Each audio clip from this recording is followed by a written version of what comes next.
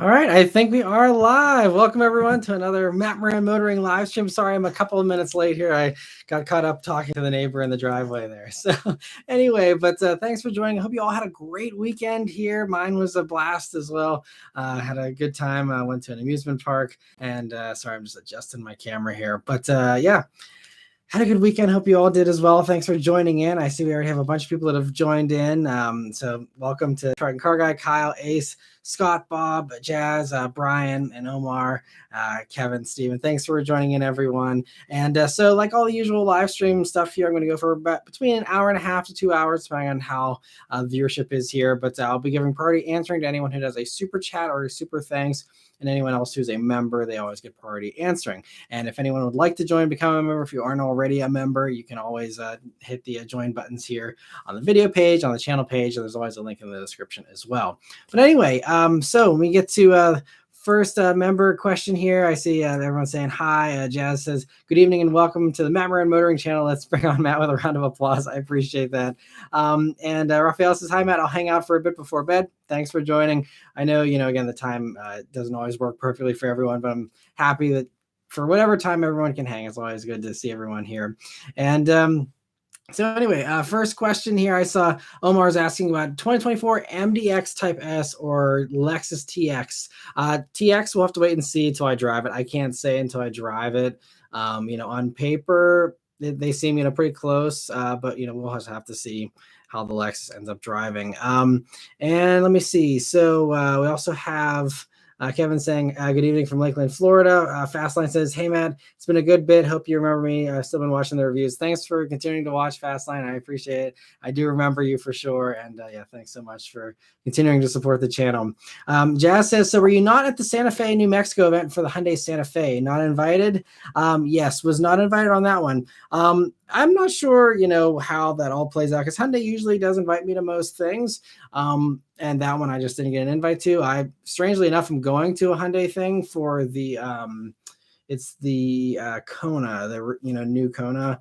We'll be doing that drive here in a few weeks, and so I got an invite to that. So Hyundai's cool with me. It's just I guess they thought they didn't want me at the Santa Fe one for whatever reason.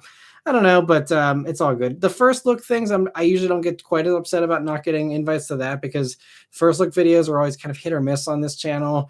I've never done really well with auto show debuts or any of those first look videos. Typically, I'm mostly about the driving reviews. So, I don't get, as upset about missing out on that other stuff. But yeah, it's mystery to me as far as why I wasn't on that one, but it seems really promising, the new Santa Fe. I'm excited to hopefully drive it here whenever that happens at some point in the next 6 months or maybe less, who knows. Steven, thanks so much for becoming a member. I really appreciate it, and I'll keep an eye out here for any of your questions here going forward. And Trenton Car Guy says, been a decent week. Saw a nicely built Mark IV Super and a facelifted first gen NSX running around. Very nice. Always, I don't know about you guys, but I very rarely see Mark IV Supers. So it's always exciting to see one still. And maybe it's the, Fast and Furious fan in me, Exhibit A, but I always get excited seeing those. So it's awesome. You get to see one there. And first gen NSXs are awesome and legendary as well. Jazz says, the new Santa Fe looks so unique. I wonder if they should have given the vehicle a new name. I think Santa Fe fits really good, actually. Sorry, I'm having my drink delivery since I was running late here. So I got some water and some coffee here. Thank you. It's a very full cup of coffee. Thank you, Beth. So anyway, I love the Santa Fe. I think the name really fits, and especially now they're going for the rugged thing. I think Santa Fe definitely is a, it fits with the rugged vibe and all that. And yeah, I don't know. I think it makes a lot of sense, especially if you consider the Santa Fe potentially being priced like a Subaru Outback competitor. You have Outback and you have Santa Fe. It all kind of fits, in that kind of same vibe, I guess. Two, thank you so much for the first super chat of the live stream here. He says, yes, join Matt's club. We'll all be enjoying being trapped in his content basement. We all write for him. I'll take my whipping later, Daddy Matt. Oh, Two, you're too much. You're crazy. That's funny, but thank you so much for joining in. And let me see. Jazz says, nice haircut. Does your wife cut your hair? Nope. I have a great hair, I don't know what you call it, I guess a barber shop I go to, and they do a great job. And yeah, I'm happy because I had a barber I went to for a long time, ended up wanting to switch to a different barber a few years back, and found a really great one. And I'm just very thankful because haircuts have always been like not a strong suit for me. And so I'm really happy with the new barber that I have now, and I think they do a pretty good job. It seems like you guys, seem to like it pretty well too. Again, nothing fancy, but keeps me nice and cool in the summer here. Thanks for the compliment, Jazz. And Sean, thank you so much for gifting a membership there. And I see Copper grabbed that. I really appreciate that, Sean. Thanks for the generosity. And Steven says, wow, that was quick. You deserve it. And great, you're doing more of these. Yeah, I'm happy to do these live streams. These are a ton of fun to do. I was actually like, this week I was like really like missing it. I was like, man, like I love doing these. I could honestly do them more often than once a week, I think, because these are always just so fun. Hopefully you guys enjoy them still too. And Tuesday, Master Matt, definitely don't have to say any of that. That's way overboard. I am just a lowly car enthusiast like all of you. But Scott says, have 55 grand budget, used early Hellcat, early GT350 or ZL1 within budget. Opinion to best car. So it's going to come down to what you want out of those. They're all very different in their approach. So I would say Hellcat if you want the most hilarious, crazy kind of fun. GT350 if you want the most composed, the most sports car feeling one of the bunch. I'd say GT350 feels a little more special than ZL1. ZL1's kind of a nice blend of both. It's like got the insanity of the Hellcat, but has the precision of the GT350 in a lot of ways. So I guess that's kind of the best way to put it, is wherever you fall within those, different spectrums, that's, what you're going to, I think like about each of those, and everyone has a different personality type as far as which of those is more gratifying to you, but hopefully that helps you out there. And they're all great fun at 55 grand. So you can't go wrong with any of those. And let me see here. Nico says thoughts on the new BRZ GT86 automatic. Just did brief drives in the automatic versions of those on the launch events, and they felt okay. The manual is still definitely the way to go for those cars, though. I think it's automatic. I think would only be an option for me if I sat in grueling traffic every day. But other than that, I think the manual is still more fun. I mean, it's an okay automatic. It's a 6-speed. It's fine if you have fairly low standards, but it's a far cry from the ZF8 speeds or any of the good transmissions out there. Although I will say it's less maddening than the dual clutch in the Golf R. If you guys saw my recent coverage on that Golf R, and even I talked about in the Arteon too. It's funny, I actually reviewed the Arteon before the Golf R, and in the Arteon it wasn't quite as annoying as it was in the Golf R, but it was like I actually had forgotten that I had complained about that in the Arteon because I filmed that review a while back. That one kind of got put on the back burner. And then I had just done the Golf R and I was like, oh, this transmission is terrible. And then I'm editing the Arteon review. I'm like, oh yeah, it was bad in this too. Not quite as bad, but even so, I'm not going to give it away too much because I keep this stuff normally member exclusive, but I currently have a Volkswagen Atlas. And while we're on the topic of that Volkswagen, I think that's also, it just comes down to transmission tuning, because I don't even think it's not the dual clutch that you get in the Golf R, but the Atlas still has the same kind of behavior. It's not, again, quite as bad as the Golf R, but it's the same thing where this Atlas refuses a downshift. I think they just really, the Volkswagen engineers desperately need to get good fuel economy ratings on all this stuff to try and, make all the regulators happy and stuff. So I think they just maybe the way the EPA tests, they're like, okay, well, if I barely put any pressure on the gas, like the EPA, a lot of their stuff is really slow. Their highway test for the EPA, I think, is 45 miles per hour, which is in what world are you driving 45 on a highway? So I think Volkswagen probably tunes it for an EPA regulator to do their test and be like, aha, look at how good our fuel economy is. But it's because the car knows to really resist that stuff. And actually the Toyota Tacoma was tuned to kind of do that same thing. And that's why there's that ETC button in the Tacoma that then gives you proper transmission tuning for whenever you're not in a test cycle, but you have to have that as the default thing so that it qualifies for that better fuel economy. And so I think that's why Volkswagen's doing it. Some people are like, oh, you just had a bad car. But when the Arteon did it, the Golf R did it. Now the Atlas, which is a different kind of transmission, is doing a similar type of thing. And the Taos did it a few years back too. I think it's just the way they're tuning their stuff. And maybe I'm the only one talking about this, or maybe I'm the only one that it bothers. I don't know, but it's definitely a thing. And it's not just one, glitchy car or something. But anyway, random tangent there. But anyway, Steven says, I was looking at prices of bullets and they appear to be holding in the 40s, higher end, and still could beat myself up for selling mine. Yes, I do have the GT500 in Kona Blue. Yeah, bullets are holding their value pretty well. They took a little bit of a dip though, because they were just a year or even maybe 2 years ago, but they were sitting around 50 again, and then they dropped down into the 40s once again. So, but I mean, it seems like they're holding the line. They're pretty good. I've seen a few dip into the high 30s, but seems like they're, pretty much, right around 40 or low 40s there. But Luke, thank you so much for the super chat. He says, my 2020 Acura TLX got 36.5 mpg from West Virginia to South Carolina. I was very pleased with that. Only had to do one fill up in Charlotte. That's awesome. That's really impressive fuel economy too for that motor. That's really great to hear that you got such great fuel economy. And thanks so much again for the super chat there, Luke. And two says, fun fact, since you're a DC fan, just learned that the original plan for Smallville was supposed to be young Bruce Wayne in Gotham instead of Clark. Interesting. I've never watched Smallville, so I have no clue about any of that stuff. But I still have so much DC stuff to get caught up on. Someday in the far off future, when I actually have free time to catch up on all that stuff, I'd love to dive into some of the newer DC stuff that I've missed over the past few years. Kyle says, I'm ready for that Ioniq 5N review. That car looks crazy. I wonder how much dealer markups will be.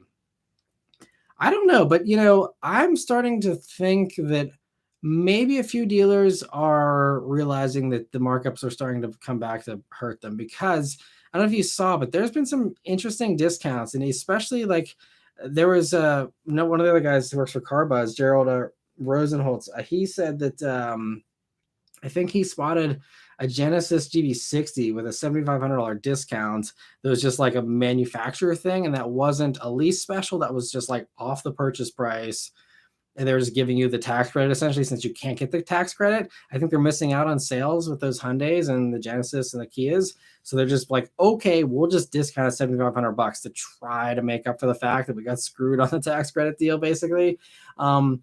So if GV60s are going for, like a $60,000 or $61,000 cars now going for 53, 54, and I've been hearing about the EV6 GTs sitting on lots, I don't know. They may actually, I think if I were running a Hyundai deal, I would have never done markups in the first place if I was running one, but even the greedy ones, surely at this point in time have to be like, okay, let's read the room here. Everything else is sitting on the lot. No one wants these anymore. Generally speaking, they've really slowed down with the sales for some of them, especially because, again, the way the tax credit thing worked out. Do you piss people off right off the bat with the Ioniq 5N and try and price gouge?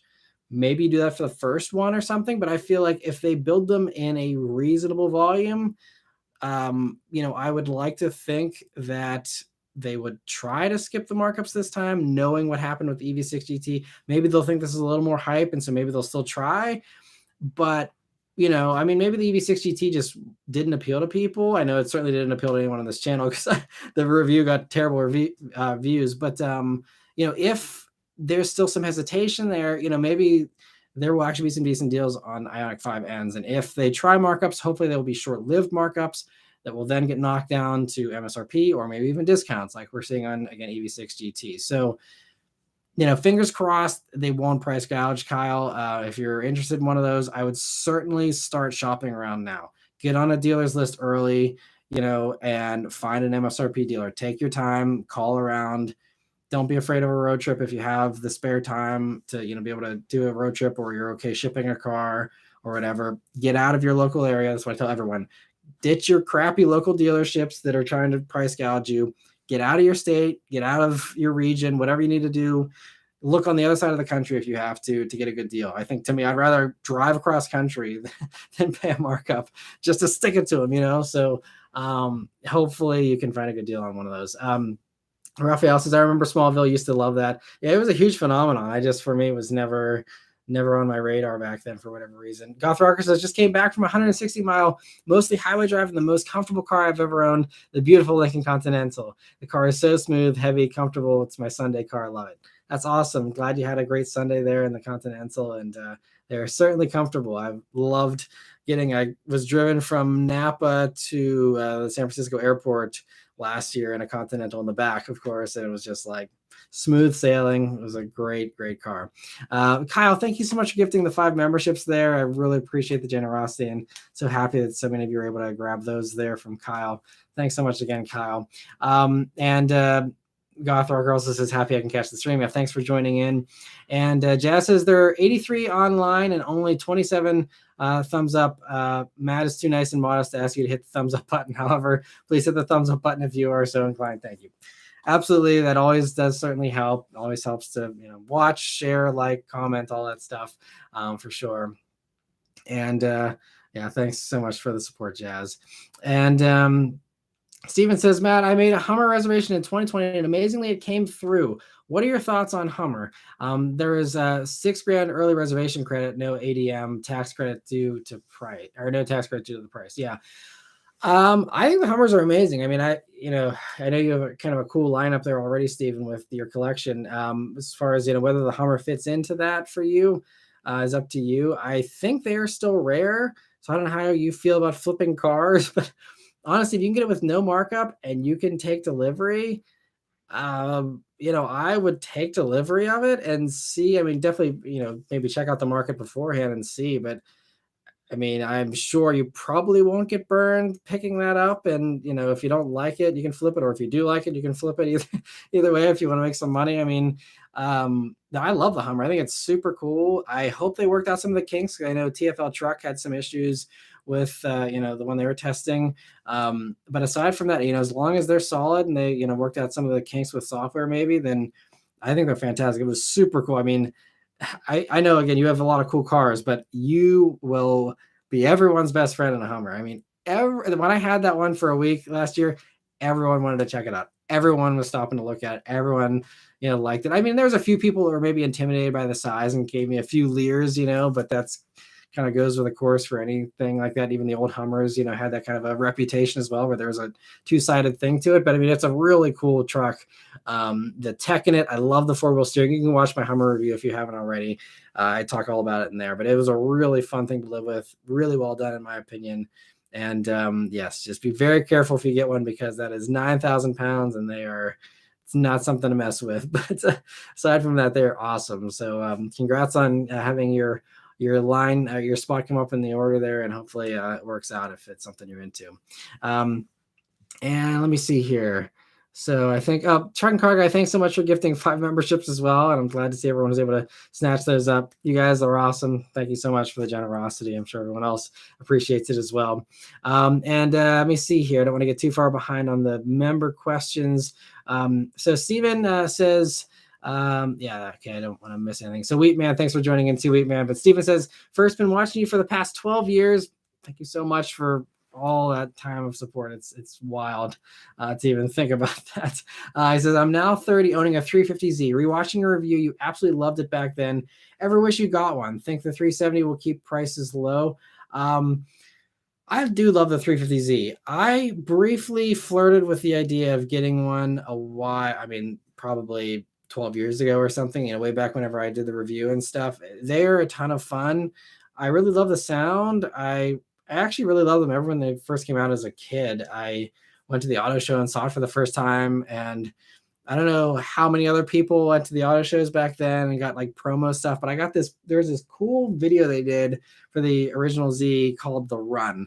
And it was just, I think they like shut down like a bunch of the city streets in Prague and just had a stunt driver just go like nuts in a brand new 350Z. And it was really cool because it was one of the first videos I ever saw as a teenager where they had a camera on his feet. So I was able to watch someone do heel toe driving in real time. And this was before the days of YouTube when you could watch Best Motoring and stuff. Like I wasn't able to get, access to like all those, Japanese like racing videos or anything. So it was like my first chance in like actually watching someone heel toe and rev match and all that. And so it was just like a really sweet little video. I don't know if it's on YouTube or not, but it's called The Run. It was like a promo thing for the 350Z. Well worth watching if you're into those cars. It's like a quick, like maybe 5-minute video or something.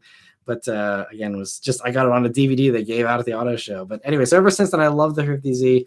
did consider getting one. For me, especially at that point in time, having a normal job where I had to commute to my work, I needed all-wheel drive here in Pittsburgh. There was just too many snowy days where I couldn't live with rear-wheel drive, and that's why I, like wanted a Mustang Bullet back then when the 2008s came out.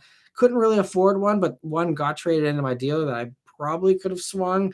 But that was another one back then. I still needed the all-wheel drive at that point in my life, and so that's why I was able to get the BRZ whenever I had my Legacy GT, because I'm like, okay, if it's a snowy day, I take the Legacy, and then any other day I could take the BRZ.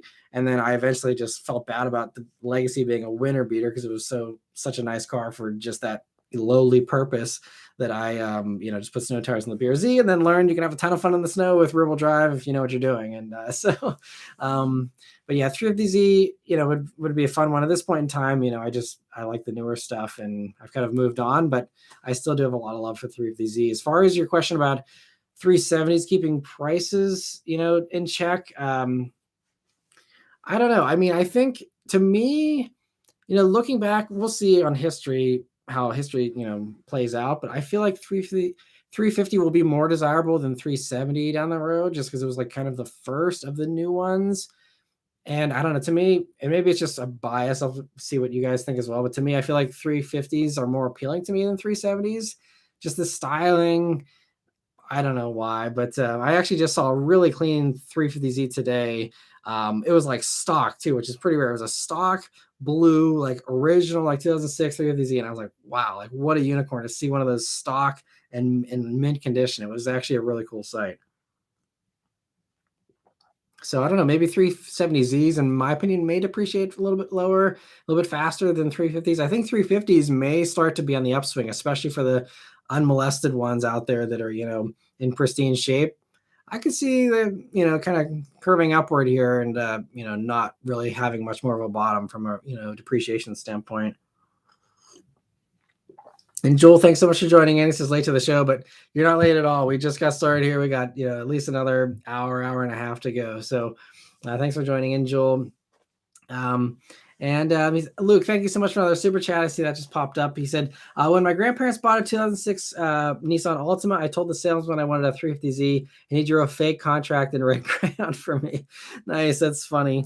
Yeah, that's it's interesting how some of these dealers kind of do that kind of stuff. It was another little random tangent story. You guys can tell me if you get annoyed with my tangents here, but I had a similar thing where it was a salesman. I was obsessed with the WRX whenever those first came out. My dad took me into the Subaru showroom in the fall of 2001 there when they first had the 2002 WRX start to show up. And I asked like a couple of the salesmen, like, oh, can you can I check it out? Can I, can my dad take it for a test drive or something? I'm like, oh, we'll like turn a fan on. You can sit behind the wheel and you can pretend you're driving or something. And at this point I was, 11 years old. And they just, obviously I'm an 11-year-old kid. They're not going to take me seriously, but they kind of like laughed it off. And one of the salesmen like noticed, and he was like, I'll take you for a ride. And so obviously with my dad, but he took us both for a ride. And that's what turned me into a Super WRX fan, because that salesman, I mean, now I would be like, holy crap, this salesman was crazy. But like he did a clutch dump launch in this WRX and blew my 11-year-old mind just like through the roof. I mean, it was insane. We were going around these corners and stuff. And I mean, from that moment forward, like that guy single-handedly is entirely to credit for me being a Super WRX fan, and everything that happened from that point on with that whole name was all thanks to the salesman's name. I still remember this day. Vince Samuel was the salesman, took me for a ride in the WRX, and my life was changed. It goes to show if your salesman actually, is nice to a kid, it can really, turn them into a lifelong fan in a lot of ways. Anyway, back to the member questions here. Let me see. Mike says, with the 2025 CAFE standards, will we get to a point where OEMs will be forced to produce EVs? And if demand isn't there, as it seems to have remained flat in 2023, will OEMs be forced to discount EVs? The 2025 CAFE standards, they are certainly stricter, but they are not insanely strict to the point that you can't have gas stuff. And it's not going to be that way for a while. I mean, we still don't have any kind of national ban in 2035. California has the suggestion. A lot of these mandates have no actual penalties behind them yet or anything. So they're all just kind of these pie in the sky goals and great things to score political points. But we'll see, what ends up actually happening again by that point. But by 2025, no, it's not going to be that intense. And I think what you are seeing too is a lot of these companies, they're hedging their bets with the trucks, because the trucks are in a different CAFE classification, so they don't have to worry as much. But I think, like Ford's really doing it smart, and GM's starting to do the same thing where, you have all the gas guzzler stuff, and then you have the EVs, and you can have them kind of even each other out, so you have a decent average. And so again, we will see how the EV situation evolves in the next year or two. But I think as long as, there is still some growth in the EV sector, I think that will help to, even out that average to the point that you can still have, some of the gas stuff there, as long as you have enough people hopping on the EV thing. And I think that, especially GM recognizes that you need to have affordable EVs. This is why Equinox is starting at 30. This is why the Bolt's going to be even less than 30 for the new next gen, Ultium Bolt. And, because again, they realize if they're going to go for a mass market vehicle, you can't charge $50,000 for them. Like yes, that's currently the average transaction price, but we're in bizarre times where that is not going to be sustainable. So, I mean, I think that we have more time. I don't think there's going to be any kind of reckoning in 2025 or any kind of, crazy situation where people have to, give cars away in order to, save their CAFE standards. I think, hopefully they are anticipating that. They know what the rules are. And I think they also have to keep in the back of their mind, those are the 2025 CAFE standards. But, what happens in 2024? Next year's an election year. It could go in a different way. We could have, those standards be thrown out the window. There's just a lot of that stuff. I mean, I think some of that stuff has already been put in motion, and car companies don't just play off the politics, because, a lot of these EVs were planned, way before, and a lot of them were planned in the Trump era. And, even though they were in that mindset back then, like, oh, maybe things will be looser, they still were like, we're doing all this stuff. Takes these companies, 5 years to, from conception to actually hitting the streets. So there's a long, time there. So they're not at the mercy of, oh, we'll just go with whatever the president at that time is up for. Like, they have to plan earlier than that. But I think that they can kind of adjust things a little bit. And, that also gives them a little bit of leeway one way or the other, but I think they always try to just plan for going for the most strict standards. And then if they're surprised, then they can kind of let off the gas a little bit there. But yeah, I'm not too worried about that, Mike, but, we'll see what happens. We could always have some surprises up our sleeve here with, how things go with demand. If it really just completely falls apart, maybe, there will be some bigger discounts. And Jules says, Toyota, if you are listening, please do an FJ Cruiser based on the new Land Cruiser with Jeep-like features. Yeah, I think that's the one thing is a lot of people are, kind of expecting, I guess, the Land Cruiser to have like removable doors and a removable roof and stuff.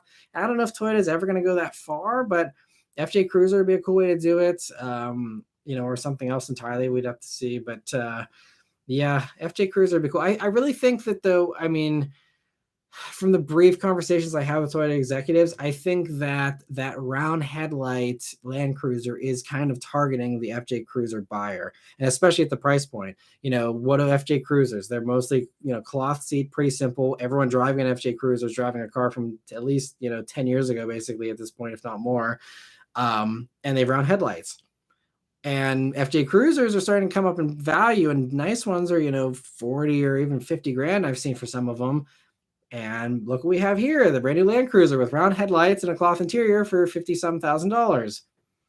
I think that's where they're going for FJ Cruiser buyers. If you want an updated FJ Cruiser, you get that. But I don't know, we'll see, if they do more than that. I mean, like I said, I was talking about past weekly update, how there's the teasers of the smaller thing, which will probably be mostly like a Bronco Sport kind of deal.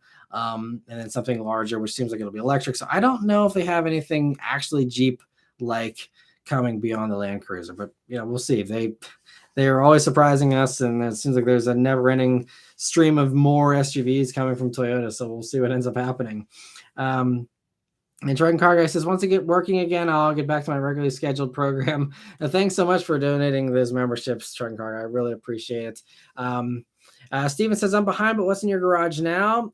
So I still just have the Bullet, and then Beth has a Mach-E. That's our family car, and that's what we're rocking right now. And Groth Rocker says, I have the Run DVD. That was awesome. The 750Z was fully stocked, by the way, in that video. Yeah, and it did so well. Again, even being stock and having the cameras hooked up on it and stuff. That's cool that you have it as well. I was curious how many people picked those up, and I have to scroll through the non-member comments here to see if anyone else talked about getting any of those DVDs. But yeah, so doesn't look like it. But yeah, I'm glad I'm not the only one that got that. I'm not feeling like I'm crazy for talking about that. So thanks for the comment, Goth Rocker. Double Strike Photo says, late night car talk while eating Mexican food. Good Sunday evening. Thanks for joining in. Awesome. You got some Mexican there. Always a good time. Paul says, hi, Matt. I enjoy when you share the behind the scenes of your YouTube channel. It's very interesting. I love my 2014 GTR. Your reviews inspired me to get one. That's awesome. Well, congrats on getting a GTR. I am very jealous. I'd love to have one of those. It seems like one of those ultimate daily drivers, especially if you live in a place where you need all-wheel drive. And I'm so glad the review inspired you. And thanks so much for just watching the channel and all the years of support there. And I'll try and share more behind the scenes stuff in the future. And I try and give some behind the scenes stories here in this. But I'm really going to try for the member page especially to do more pictures. I just usually don't take very many pictures unless it's pictures of like the family, and take tons of pictures of our daughter. But as far as like behind the scenes stuff, it's like I'm always just like filming and like trying to get the car review done, and never like doing behind the scenes stuff as much. But I need to focus on that more, because it'd be really cool to show some more stuff. And I'd love to do a whole behind the scenes video someday as well too. It's just that requires some extra person filming me while I'm doing what I'm doing, so it's just a little more. But it's something I'd like to try and do sometime for sure. Maybe one of these days I can get Beth away for a few hours and we can do that or something. Let me see. So Steven says we like the tangents, as does Jazz. So I'm glad you guys enjoy this. And Jazz says, Matt, did you see the Porsche commercial when the little boy goes into the dealer and sits in the Porsche and asks the salesman for a business card and if he'll be there in 10 years? I don't think I've seen that one. I'll have to check that one out. It sounds like a nice commercial. And it's, you never know, the impressions you make, how they'll, affect someone down the road. And Truck and Car Guy says, feel free to go on as many tangents as you want. I'm glad you guys enjoy them. Thanks for being so kind. And Dorian, thank you so much for rejoining here, and welcome back to the club. And I'll keep an eye out for your questions here as well. Double Strike Photo also says, I just got a 23 Porsche Macan as a weekend loaner, and wow, is that SUV atrocious. Weak engine, awful materials, bad controls, all for 75 grand. Wow. This will turn people against Porsche in 10 minutes flat. Yeah, well, you should talk to Nick Murray about that. I don't know if you've watched Nick Murray. He's one of my longtime buddies on YouTube here. He really is good in the Porsche stuff, but he has a Macan. It's just kind of his runaround thing. He also has a 911, but I swear, he has the worst luck. Not only is it all that stuff you mentioned, but then his are like lemons nonstop. And I don't know, maybe they're not, it seems like the Consumer Reports and a few other things make Porsche seem pretty reliable, but man, if you watch Nick Murray's channel, it's like they all seem like they're just a little iffy reliability wise. But Macan, I've never driven a Macan still, which is insane, but I've never driven one. And, I've heard, yes, it's based on the Q5, but it's a good bit different.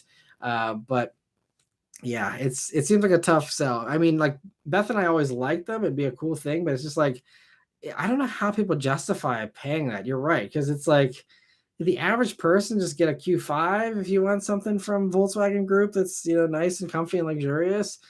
And if you want the performance, you're not going to go for a base Macan, so it's like, who is that for? Someone who just wants the Porsche badge?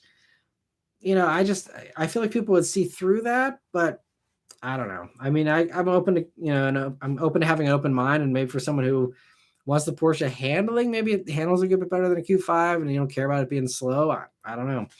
But yeah, it's interesting you have one as a weekend loaner. Hopefully your car is doing okay there and doesn't need too much service. The Taycan, I'm assuming, is what you have in the shop there. But thanks so much for joining in as well at Double Strike there. And Justin says, hey, Matt, love the new time. I've been watching your channel since 2014. I was 16 and obsessed with your 2014 Civic Si review. That was a good one. I love that car. I still love them to this day. I still highly recommend them. Anyone who's, looking for a good, especially a good, first car or something, pretty low priced. Those SIs are still, I think, I don't know if I'd say peak SI because I do really like the new one, but I think they're peak SI for what SIs were known for. And I still just, 14, the whole generation is just so good. Thanks so much for watching all these years, Justin, and for supporting the channel as well. I really appreciate it. And thanks for the comment.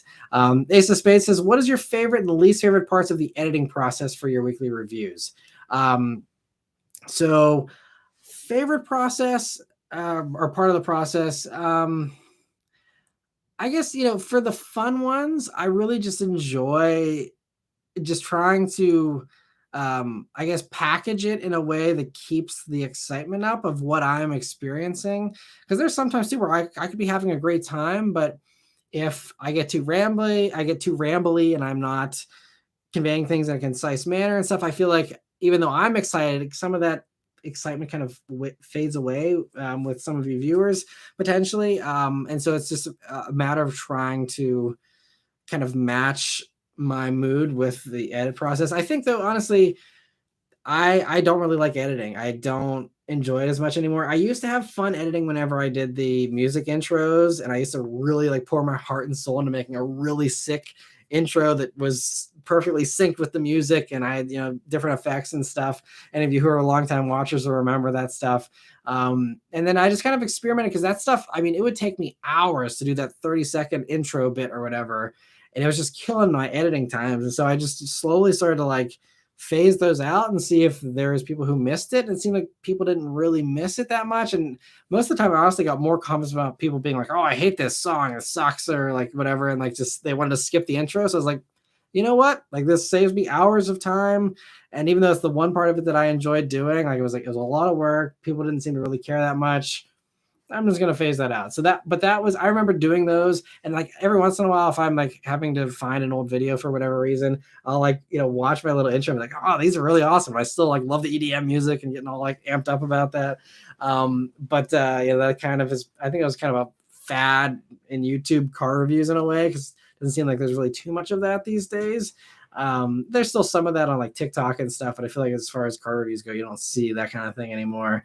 But that's the part I do kind of miss. The least favorite parts is just listening to myself talk all day, because it usually takes me, at least 8 to 12 hours to edit a car review.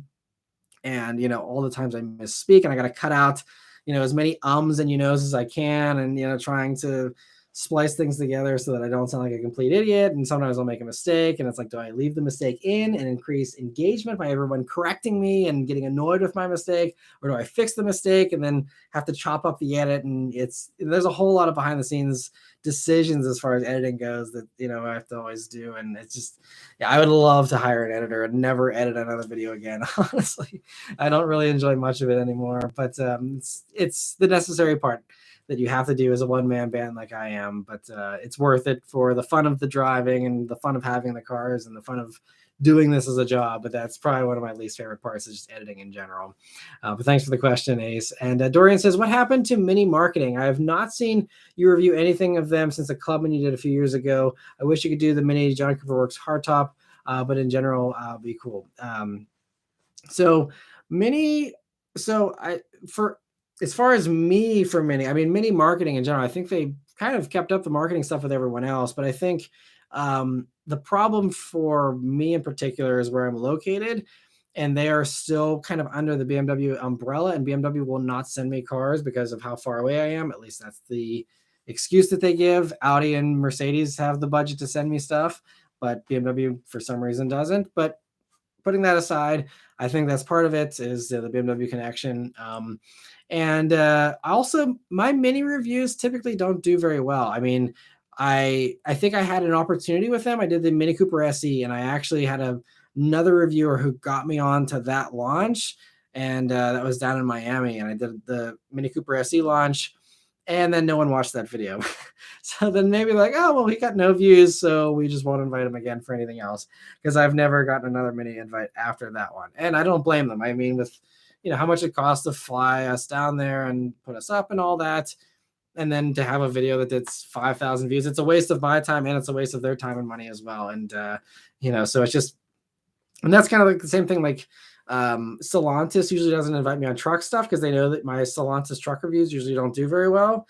But whenever they have something, sporty and fast from Dodge, I'm right on the top of the list because they know that those videos always kill, and it's always, a top rated video, for me. But so I think some companies are pretty good about keeping up with, like, who should we invite on what. Some companies are clueless and they just, blindly invite people.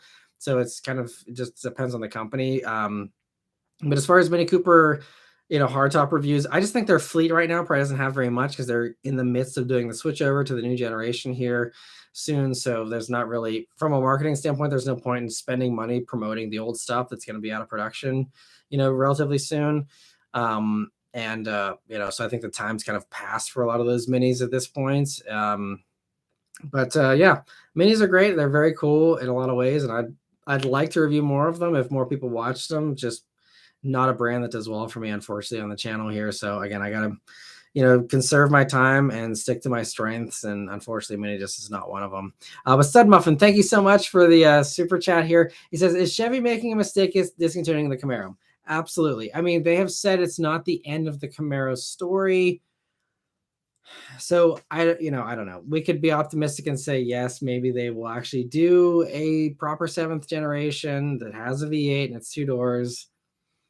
But I don't know. I think they may wait and see, how Mustang does, see what Dodge does. And if they see an opportunity there where everyone's really pissed off at Dodge, then, maybe they will find a way to justify it. It sounds like they're keeping the V8 around for the Corvette, for the C9, according to most recent speculation. There's, talk that the V8 obviously has already been confirmed with the union contracts to stick around in the trucks well into the 2030s. So they have the V8. They can subsidize, with the other stuff, and therefore justify it in a cheaper fashion for the Camaro. It's just, are they, I think they just need to play it right. I think they could get decent sales if they just made it bigger, made it softer, made it worse from an enthusiast standpoint, but gave it the broader mainstream appeal that the Mustang and the Challenger had. And I think, give up the whole, like, oh, we have to be a sports car. Like, throw that out the window. Don't worry about lap times with the new Camaro. Make it a Challenger, especially for people who missed the Challenger. If it's going to truly go away with the no V8, make a Challenger. Make a big, boaty Camaro with a ton of power and a V8 and 2 doors, and I think it would do well and better than the current one, has. Just my 2 cents there. But yes, I think if they never bring it back, it is a mistake. Maybe a mistake, maybe it's justified because of just the low sales and just the things that they've, the way that the whole segment's going and stuff. But I think that they could do it well. They need to just switch it up. If they switched it up, I think it could be a success like the Mustang is. There's no reason why. The Camaro used to outsell the Mustang back in the late 2000s. There's no reason why they couldn't do it again. They just have to do it right. And so I love the 6th gens, but that just was not what they needed from a sales standpoint. Thank you so much for the super chat, Stud Muffin. Let me see. Dom says, hey, Matt, I hope all is well. Late to the chat. Thanks for joining in, Dom. I appreciate it. Joel says, in my opinion, Porsche is one of those brands whose owners don't drive much. That's why its reliability seems okay. According to the Consumer Reports data, compare the average Kia, Hyundai, or Toyota miles per year. The devil's in the details. That's a very good point. It's very true. And that, I think there are a decent amount of people that drive the Cayennes and the Macans, a good bit. But yeah, as far as 911s being high reliability, you're probably right there that it might just be sorry, my voice is going out. It might just be the lack of miles. That's a great point. Double Strike Photo says, yeah, most people treat them as garage queens. I'm an outlier as I plan to use mine daily year round. That said, all German cars are crap for long-term reliability. They just overcomplicate it all. Very true, but be careful where you say that, because the amount of times I've said that, people are like, oh no, I've got a BMW with 300,000 miles on it. You're full of crap. there's always people that have really good luck and stuff, but I mean that's been my experience too. Is it's just they overcomplicate things, over-engineer stuff. The electricals are a little wonky, and it just all makes for a basket case most of the time from what I've seen. But again, that's not always everyone. Some people have good luck too. Truck and Car Guy says, I remember the glamour shots in the intros, but YouTube seems to have killed it off. Yeah, I mean, I think it was just it's just a fad that people just aren't into anymore. Jazz says, I've talked to mechanics, they agree with double strike photo. Yeah, mechanics are always a little iffy to survey though, because mechanics are always seeing the bad side. They're always seeing the cars that are breaking, even if that's the 0.001% of cars. Those are the only ones they see. So it is kind of a tricky perspective from a mechanic standpoint, but they do know the faults and the weak points, so it's certainly a valid take still. But the widespreadedness of that, and how much that actually fails might be a little overblown from a mechanic's perspective, just because, again, what they're always seeing. But yeah, I've gotten lots of great insight from mechanics over my whole life of just different things that to look out for and stuff. Always some valuable advice, nonetheless, even if it's not quite as dire as they sometimes make it seem. Nathaniel says, hey, glad I was able to make it. Today was my first day at my second job. I'll get around to responding to your comments sometime soon. I've just been so busy. Thanks for joining in, Nathaniel. Thanks for the great discussion last week. Me and him had a little back and forth discussion about the Dodge reliability, and it was a very nice just discourse that we had, kind of just trading points and just kind of, discussing the Dodge reliability. And it was very refreshing because there's so many times, where I try and avoid getting into it with random commenters, especially people who don't recognize their usernames. I usually just try and ignore that stuff these days, but there's sometimes where I gotta respond and I gotta get into a debate, because I do enjoy debates, but I only enjoy them whenever it can actually be constructive or civil, which is, as we've seen with modern culture, a lot harder to do these days than it used to be. But I really appreciated the discourse there, Nathaniel, and yeah. So, but hope your second job there is going well, and thanks for joining in here. I really appreciate it. Steven says, have you ever been on any factory tours? I'm trying to think. I have been near factory. I don't think I've actually ever been through a factory per se. I've gone to some of the factories. Like I was at the Corvette Museum, which is where they build the Corvettes, but I didn't actually go in there behind the scenes or anything. So no, there's been some press drives where they've had they've had the actual drive near the factories. And there's been one or two where there was an opportunity to do a tour, but it was either it extended the trip and I needed to get home, or I wasn't able to go on the trips. I can't remember, but it always worked out that I've never been on any of those factory tours, but I would love to do that for sure someday, but I've never been on one of those. But yeah, they every once in a while, it's very rare these days, but every once in a while they have done those, and it's been really cool when they have, according to what I've heard from other people. Excuse me. Jorge says, my wife loves her base 18 Macan. Performance is surprising, especially in turns. My issue is it's numb feeling under about 111 or 110 miles per hour. But then again, I drive an ND2 Miata.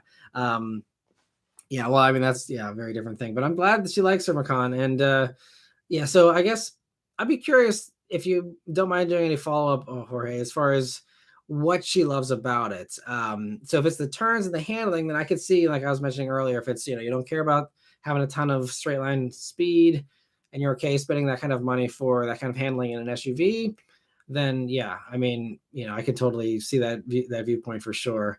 But yeah, I'd be very curious to hear what she thinks about, the car overall and what her favorite parts are. Cause that's interesting. I've never actually talked to a base Macan owner, I think, aside from Nick Murray.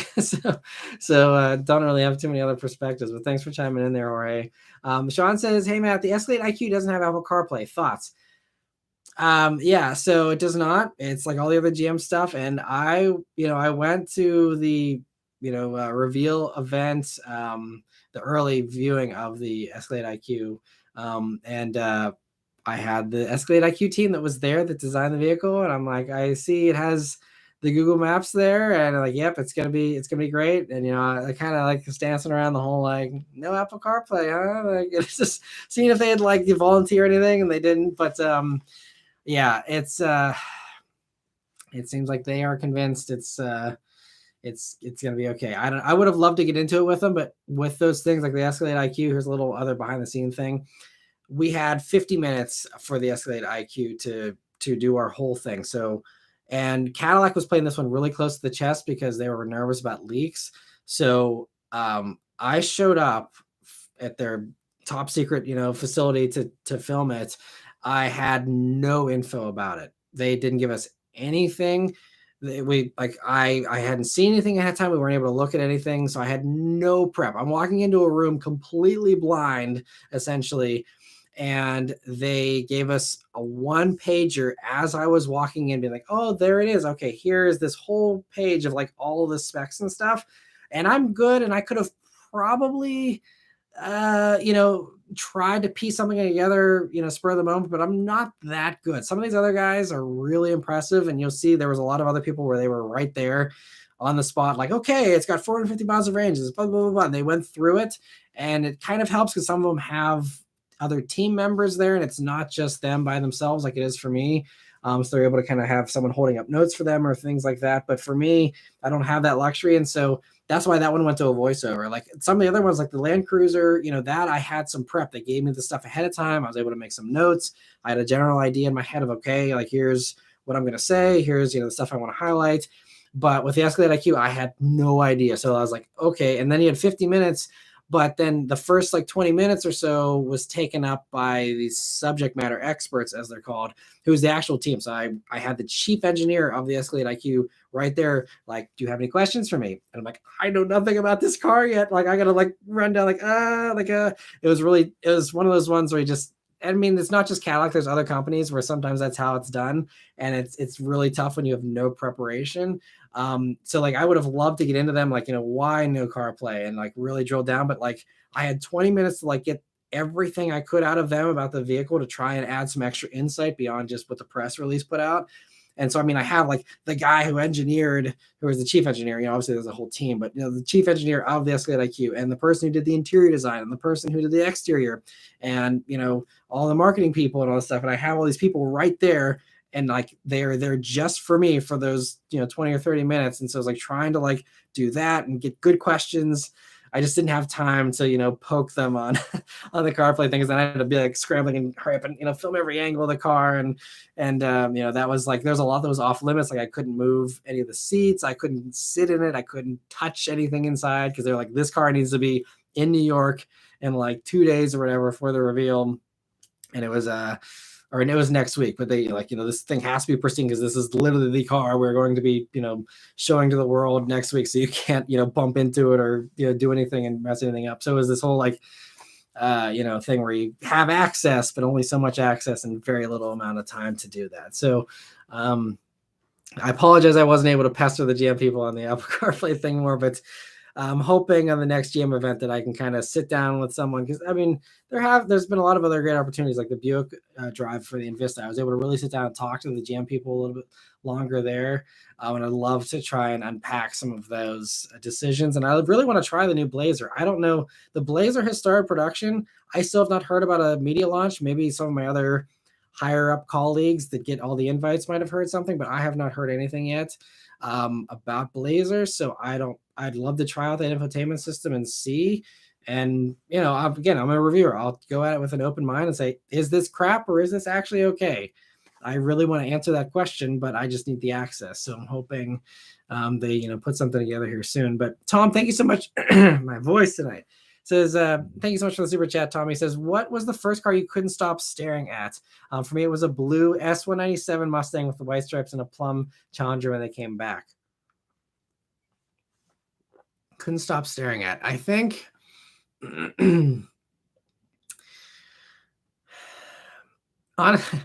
think for me, it was probably the 2004 WRX STI. When that first came out, it was really like a lot, especially as at that point, I was a 13-year-old when that car came out. A 13-year-old seeing this massive hood scoop the size of a bread box and this huge spoiler on the back. Again, we're talking 2003 when we were fresh off of like Too Fast, Too Furious. And then that car came out. And then like one of the cool little marketing things with 2004 STI was that it had the intercooler sprayer button and a little water bottle in the trunk, so that you press it and it would spray water on the intercooler and give you better performance. And again, this was in the age of NOS, again with the Fast and the Furious stuff, again being really fresh. And me being a 13-year-old, like, oh man, I would like, sit there and keep spraying the intercooler, and it'd be an amazing drive. And, just, I think that was the first car that I like was really like, just taking in all the details, because there was a lot to take in there on that car. So I think that was the first one for me that I was really pumped about. S197s, yeah, they never actually pulled at my heartstrings when they first came out. I always, again, back then I was looking at it from the viewpoint of a JDM fan. So for me, I was like, it was bloated. It's kind of big. And I just kind of had still the plasticky, crappy Ford, mindset at that point in time. So I kind of was, not super excited about the S197s when they first came out. I obviously over the years grew to really fall in love with the style and design. I think it's really awesome now, but back when this came out, I was not a super big fan. I think my problem was they screwed up the back end, in my opinion. I wish that they had actually, had more curvature, and they fixed that, like how, my 2019 Bullet now has that nice fastback thing, and they fixed that shape and made it a little more sleek, but I think it was just too boxy in the back end on those S197s originally, and that's what turned me off to them a good bit. But yeah, they're awesome for sure, and the Plum Challengers are cool too. And thanks so much, Tom, for the super chat. But I know I'm on a bunch of tangents here, so I apologize. I'm behind on all the member questions here. And Jazz says, one of the funniest stories of the channel is Matt explaining when the Mercedes drove into Pittsburgh on the pothole and the electrical system would malfunction in the dash. Yeah, every year without fail, every summer that happened. It was the most bizarre thing. Raphael says, what do you think needs to be done to improve the Hornet? I think to improve the Hornet, I think the market's going to fix the Hornet. I think that what you will see is no one's going to go for the track pack, aside from a few early adopters, maybe. No one's going to go for the, they price the packages badly. Like the blacktop package, which doesn't even have a black roof, but they call it the blacktop package.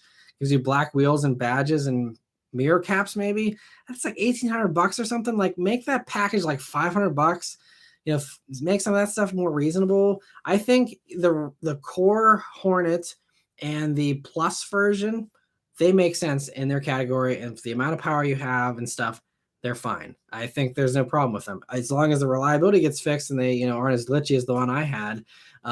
I think they're fine. I think that the problem was they went about the marketing badly, because you put all of us journalists in $50,000 Hornets, and I have to say, this is a $50,000 car. And people are like, holy crap, forget that, and they bail, and they say, I'm never considering that thing, and then they tell all their friends, you see that base Hornet on the lot, that's 50 grand, and you get this whole misconception as a result. I think and obviously most companies do put us in loaded up cars, they want to show everything off, but I think I know they're going for the performance thing with the Hornet, but don't do the track package. Like, that's just, it's a Hornet. Like, we're not talking about a Challenger or a Charger or something. Like, do you need Brembos on a Hornet? No. Do you need, sporty seats in a Hornet even? No. Like, I think that's just like a bridge too far. I admire, I guess, what they're going for there, but it just, I think they need to take a look in the mirror and be like, okay, what are we doing here? Like, what is this actually? It's a, subcompact crossover. It's cool, but if it's not going to be as extreme as the Kona N anyway, anyone who's serious about that kind of a vehicle is going to get a Kona N. It's far better. So, then you have the Hornet in this weird in-between spot. And so I think the Hornet's going to be great for someone who wants a base one, who can live with a base one and put nicer wheels on it and call it a day. Or if you want to go for the Plus version, you have a nice car with, 200 and, 275 horsepower or something. You have a good, strong engine, way more power than anything in that segment, really, for the most part. I think it's really cool if you want something fast that's that size. I still stand by my original review. It's a cool package. Just, I think they need to restructure all the packages and, do a second round of marketing of like, hey, it's a cool car, but it doesn't need to be this like sporty thing that lives up to the Charger and the Challenger, because that just, that's not going to hold up for anybody, So I think it was fun the way they did the marketing with like, they're like, oh, there's Hornets invading, and like that was fun. but then the actual like, hey, these are going to be these expensive things for people who care about Brembos on a subcompact crossover. Like, I think that's just where they kind of jumped the shark a little bit. Surprisingly, not the cheesy ads, which I actually really thought were fun. But let me see. So yeah, I'm so behind. I apologize on the comments. Let me go a little quicker here. So Nathaniel says, thank you. It meant a lot that you read all of that. I didn't expect a reply, but I figured you would appreciate a well-constructed, respectful comment from a loyalist. Absolutely. And so, yeah, thanks so much, Nathaniel. And thanks for taking the time too, because, I appreciate that, because I know stuff like that gets under your skin. So having a very reasonable response was great to read. And I totally understand you. We were commenting back and forth about Consumer Reports and how they are flawed, and they are certainly flawed. And I agree. That's one thing we agreed on for sure, was they are, there's a lot of things I disagree with Consumer Reports on, but I feel like they do have some value sometimes. But that's where we've kind of agreed to disagree a little bit there. But yeah, Consumer Reports they're interesting though, because they are one of these ones like, they say, oh, we buy all the cars we test and stuff. So, we pay for our own gas and press vehicles, and they do all these things that like make themselves seem all high and mighty, and they still have their flaws. So it's kind of a funny thing with the way they've marketed themselves too. So trust me, I don't love Consumer Reports by any means. Goth Rocker says German cars are really lease cars. Yeah, I agree. Last of the best German cars is the Mercedes S-Class from the early to mid 90s. They were made to last, but now not the case. Germans are now throwaway cars. Yeah, I think generally that I agree with that as well. There's probably some exceptions, but I think generally, yeah, that seems to be the vibe I get most of the time too. And Jorge says she loves the handling, and it is quick with, in my opinion, annoying turbo lag. So, or maybe you're saying without turbo lag. I'm not sure. But yeah, so yeah, and they look cool. I've always admired the styling. They always look great. And so, yeah, I'm glad she likes hers. Hopefully she got a good deal on it, so it's, not too expensive. But that's the great thing about the car world is, we don't have to like the same thing. There's something for everybody out there, and it'd be a boring world if we all drove and liked the same cars, So I'm glad she likes Sir McCon.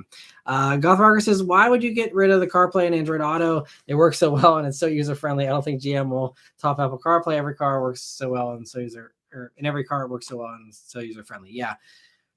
That's what we're all saying. I think it seems fairly, certain that the reason why they're doing this is it's a money thing. They want the data. And I think from someone I've talked to, the consensus is that they think that Tesla has better EV routing because they never opened up CarPlay. And I guess GM wants to have better routing for their embedded thing. But I don't think anyone's going to even give it the chance. Most of the time, people are just going to say, okay, I'm going to go on my app that I like using to plan my EV routes, and I'm going to do that. And that's it. You know what I mean? It's the money thing of, they have the data, so they can sell the data. They can sell you subscriptions and do all these other things. And it's connected navigation, which requires a subscription, which you don't have to have with CarPlay and Android Auto. So I don't know. I think they're misguided. And they have said in other interviews in the past that if you knew what we knew, you would do the same thing, is kind of what they've said. But that argument only flies if everyone follows you, and no one's following them on that. Everyone else says they're crazy. We're keeping CarPlay. It's great. So what does GM know that every other car company doesn't know? I don't know. So to me, unless GM has some very unique situation just for them that doesn't apply to the rest of the industry, which seems far-fetched, I don't see why they can't do what everyone else is doing. And so, yeah, we will see. They're going for it, and it's not the first time that GM has done something questionable. We'll see what happens, but I'm not optimistic on that one. Mike says, Matt, do you think the Escalade IQ will be a big seller, as in competitive with gas Escalade sales, as much as GM can produce, basically, or do you think it'll be a much slower seller than the gas Escalade? I think that they're kind of preparing for the future with that. I don't know how production will change with all the current Ultium stuff. Right now it's a snail's pace. it's like I think they're actually producing less this year than they did last year of the Ultium stuff. It is terrible. Like no one can get an Ultium car. I'm still waiting to even review a Lyric all-wheel drive because they can't even build Lyrics. And that's not even one of the high-end ones with the huge batteries like the Hummers and stuff. Like good luck. Like I'm honestly impressed even that they're even offering you a Hummer to buy because they can't build them at all, it seems recently. And so I'm surprised anyone's getting their orders fulfilled on those. But yeah, it's I think I think Escalade IQ will never beat gas Escalade sales as long as gas Escalade is around. But I think they need to set the stage now and start this ball rolling and start the generations of the IQ version so that they have something there just to say, hey, this is the electric version for people who want it, and start that transition. Because again, we're talking about turning a giant ship 180 degrees, and it's not something you can do overnight. You gotta prep people and introduce people to the idea, get them warmed up to it, get people starting to see them around places like, oh, okay, and get the average person aware of the fact that there's an electric Escalade, which will probably take 5 years or more. I mean, especially if you're not in the car world, it's just one of those things that just, it's not going to be on people's radar unless there's a Super Bowl commercial about it or something. But, so I think, I don't think it's gonna be competitive with gas Escalade. I don't think they're expecting it to be competitive with gas Escalade either. Again, they can't build any of the Ultium stuff anyway, so I think they understand that it's not going to get close to that. But it's also more expensive, and all that. So I mean, surely they're going into this knowing it's not going to be a huge seller, but it's also a cost-effective thing because it's the same platform as the Hummer and the Silverado, same kind of mechanicals of the four-wheel steering and the batteries and the motors and all that. So to me it's kind of an easy thing to do.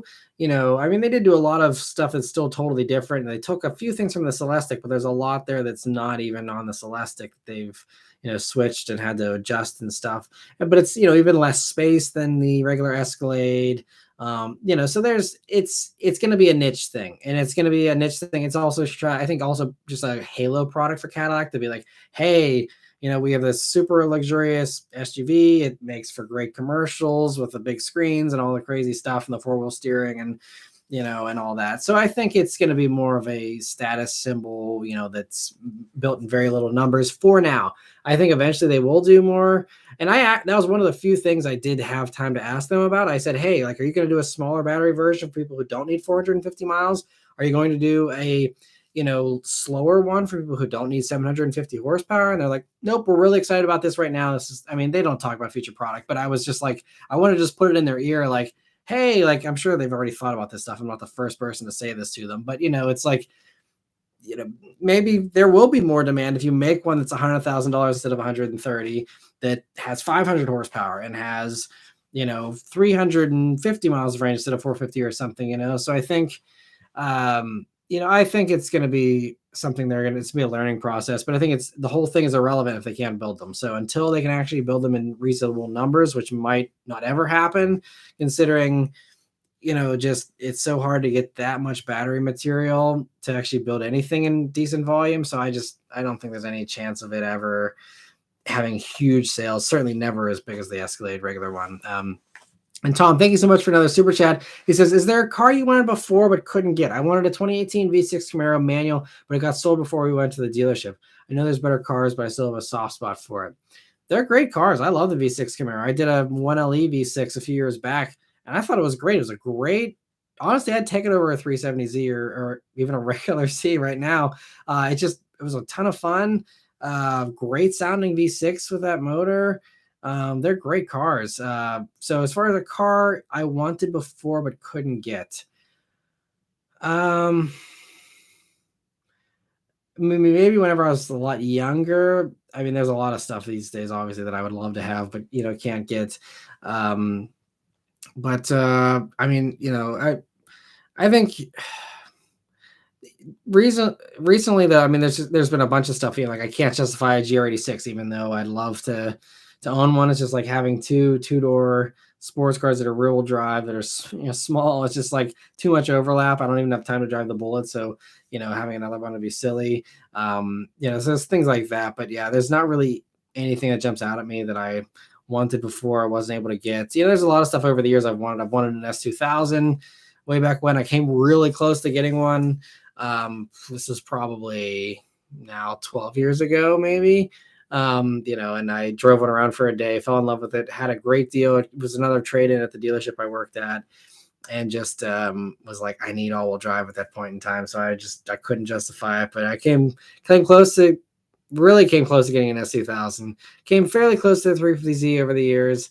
And other ones, I always kind of wanted a WRX too. And that was one of those things. My original goal was, as a 16-year-old and 15-year-old, even working at McDonald's and trying to save every penny, my goal was to get a WRX. That was what I always wanted. And I never have actually owned a WRX. So that is one car that, I kind of would have liked to check off the list. And, if I ever needed like a winter beater or something, it still would be tempting to get an old beat up WRX and, have that just to kind of fulfill that thing that I never did, but, that's really the only other one that kind of got away, I guess. It was just always, I had better choices and more appealing options, that the WRX kind of ended up, being the losing end of that choice. But I think that's the main one for sure. And let me see other member questions here. I get caught up on. So Dorian says, did you find the Golf R manual boring? I saw the review and you seemed like, man, I don't know why though, just dull, didn't like it. Yeah, so Golf R manual, it wasn't as exciting as everyone made it seem. It was really overhyped, and that's why I titled the review as that. It seemed really overhyped, and I had it for a week. It was fine. I mean, it had a little bit of crackling out of the exhaust. It just didn't have emotion to me. It didn't. And I don't know, there wasn't anything that annoyed me about it. Like, it wasn't like the auto one where it like wouldn't downshift. Like, the manual was fine. It wasn't amazing. It wasn't a Honda manual or even the Toyota. It wasn't even as good as the GR Corolla manual, but it was a manual nonetheless, which I enjoy. I love driving all manuals. It just, I don't know, the motor's not peaky, which I guess is a good thing. It's just like Volkswagen does this, and the Germans like that. They kind of do this in general a lot of times, where they perfect something so much that it gets a little sanitized. The GR Corolla was hilarious fun because of some of its imperfections.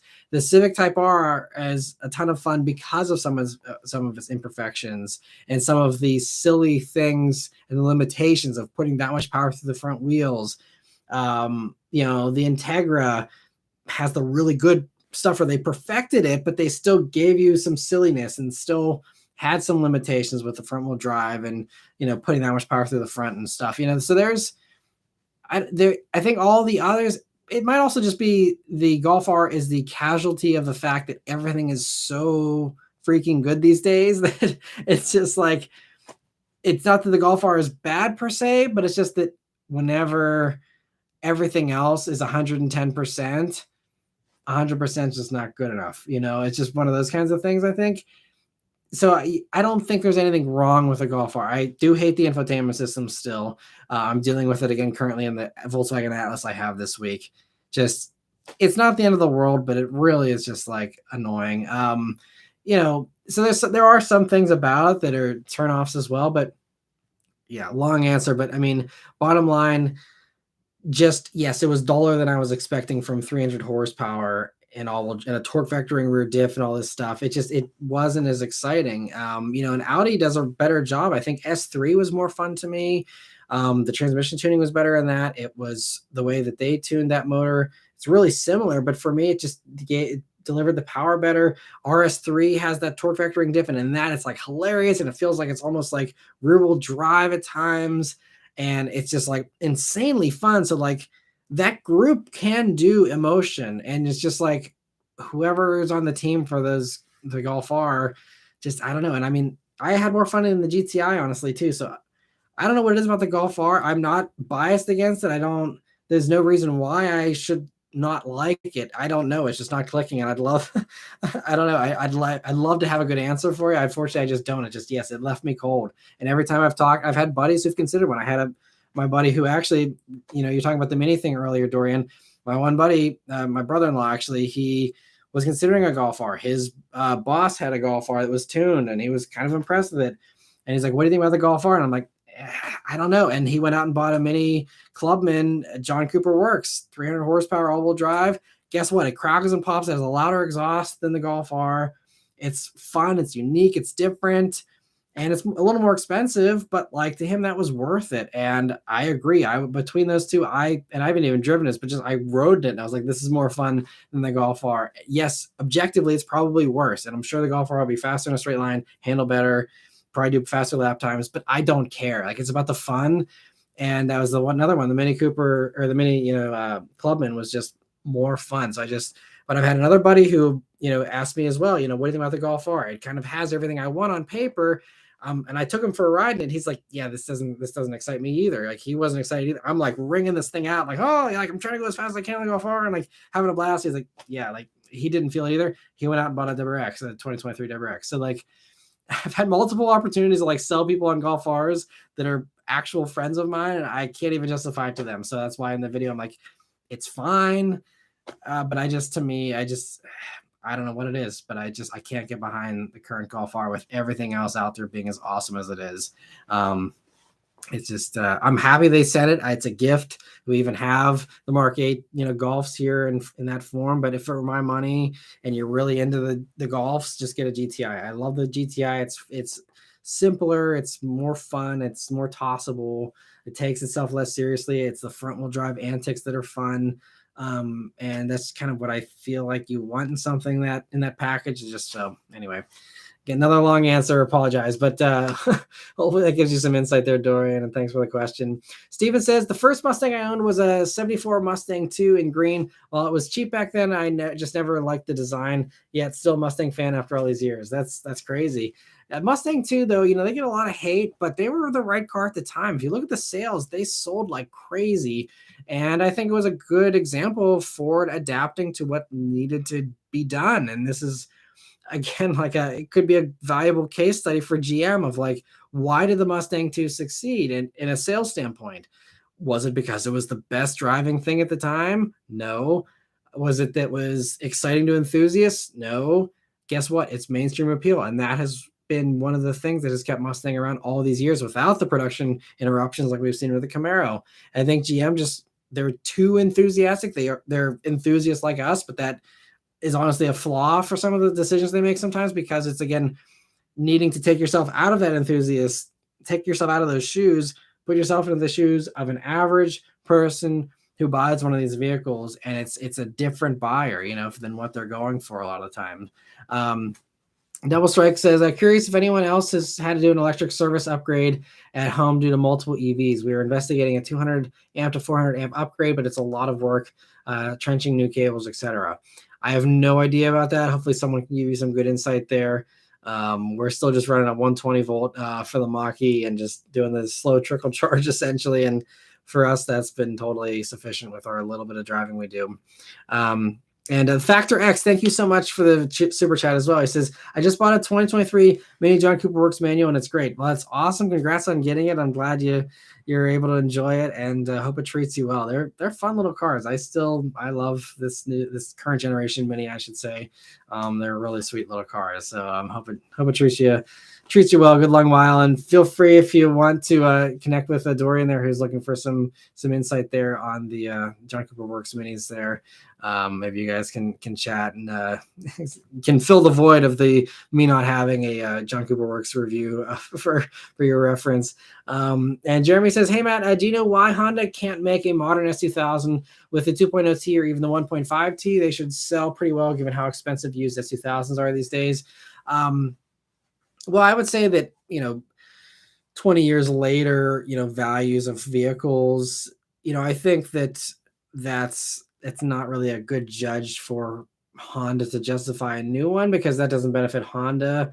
They even, in those years, I mean, they sold decently, but I think it was a different time back then, as well. People still bought two-door cars back then in decent numbers.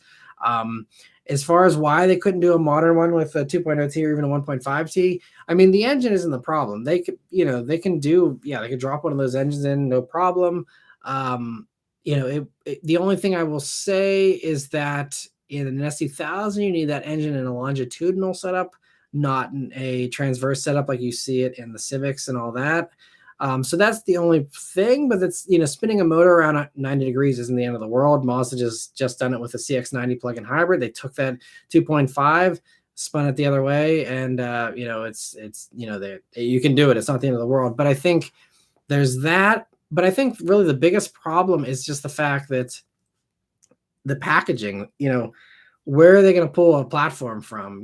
They have no platform that would actually suit that well. They have nothing rear wheel drive for that matter, at all. So I mean, building a new rear wheel drive platform, especially these days with all these platforms sharing so much and being these global platforms with multiple use cases, there's just no way. I mean, that's why we're seeing, some of the speculation. If there is some type of new electric S2000, there's new speculation that could potentially use the Honda E architecture from the little Honda E hatchback that's over in Europe, because I believe that is offered in a rear-wheel drive version.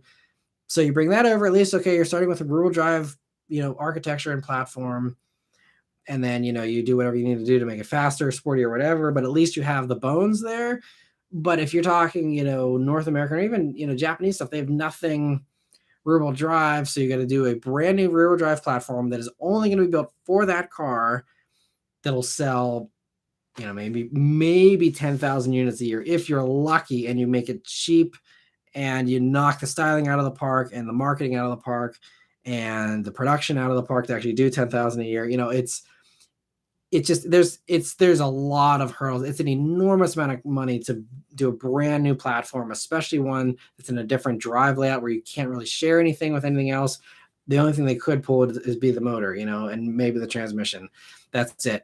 So just doing that when no one buys two doors anymore, especially roadsters, makes it even worse. So it's like, rear wheel drive, two door, and then a roadster. You're just whittling down your buyer so small to the point where you have 5 people left that'll actually pay what it's worth. Because when I was talking about the new S2000 rumors, they were saying if this electric S2000 comes with 200 and some odd horsepower, they're saying it could be $70,000 to $80,000, and everyone's like, "Well, I'm not going to buy that." And it's like, this is why they don't do it, because they can't do it cheaply. So it's just one of these things where you can have, you can't balance that out to make it work. You're either going to have to make it too expensive that no one buys it, or if you do it well, and if you do it crappy, then no one's going to buy it. If you take the Civic Si platform, keep it front wheel drive, and hack the roof off of a Civic and make it 2 doors and try and package that as an S2000, no one's going to go for that because it's front wheel drive and it's all wrong. But it'll be cheaper. It's just one of those things, but there's just it's a balancing act that doesn't balance out. And that's the problem, I think. And that's why the best hope is that it will do an electric one and give people something there. But even that, I don't know how they're going to even justify that, to be totally honest, if they even do. So we will see. But it's just the way the car world works these days, unfortunately. And Goth Walker says Consumer Reports does buy their own cars, which I do respect, but for their data, they have the hope the data is not biased. I filled out questionnaires from Consumer Reports, but I answered it honestly.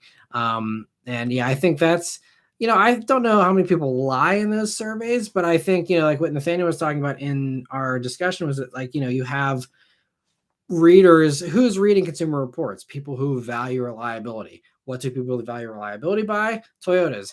Very rare Consumer Reports subscribers. There's very few of them that are running out and buying a Lotus or, I don't know, something that's, known to be unreliable in the past.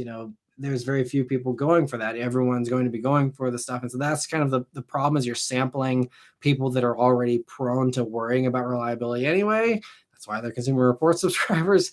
And so you are kind of just pulling from the wrong pool of people in a way, at least if you want to survey the stuff that might be on the fringe, if you want to get a good opinion on a Toyota or a Lexus or Honda, you're going to have a lot of those subscribers that bought those in good numbers and have a good sample size and, have a little bit of a better, sampling there. But with some of the other stuff, like we're talking about with the Jeep stuff, which have some conflicting reports, I guess I'll say, as far as reliability goes, depending on who you ask. How many of those people are actually subscribers to Consumer Reports? I don't know. But Steven says, I miss my Suburban of a few years ago when it could make phone calls without your phone and the car had its own phone number. That's pretty cool. Yeah, the car phone days. It's a little bit before my time for the most part. There was a few cars I had some 911s, 997 911s that I would detail whenever I worked at the Porsche dealer that had the car phone molded into the armrest still, but that was like the very end of that. And let me see. So Squishy Shaft says, I'd like to support your channel and I'm a member. Have you considered a $10 or $25 membership? And Steven says, super members, I'd go for that. I appreciate the offer. I honestly, yeah, it's kind of the first time someone's mentioned that to me. I'm certainly open to higher tiers, and YouTube actually wants people to have multiple tiers to choose from. My struggle is just how to bring value there so that it's not just an open door for people who want to support the channel more, which I appreciate. I kind of, that's one of the things too that's nice about these live chats is people are able to do the super stickers and super chats there for people who want to do more than just the membership thing there. And I feel like that way at least I'm answering a question, providing some value there versus just a membership tier that doesn't provide anything extra. And as far as doing extra things for higher tiers, I could, if I had the time. I mean, I haven't found anything that's time effective that, could justify the higher price tag in my mind. And I don't want to just put it out there just, without a justification for it. So that's kind of why I haven't done that, but I've considered it. And again, YouTube has said like, hey, like you should do higher tiers. People seem to like having different options and stuff.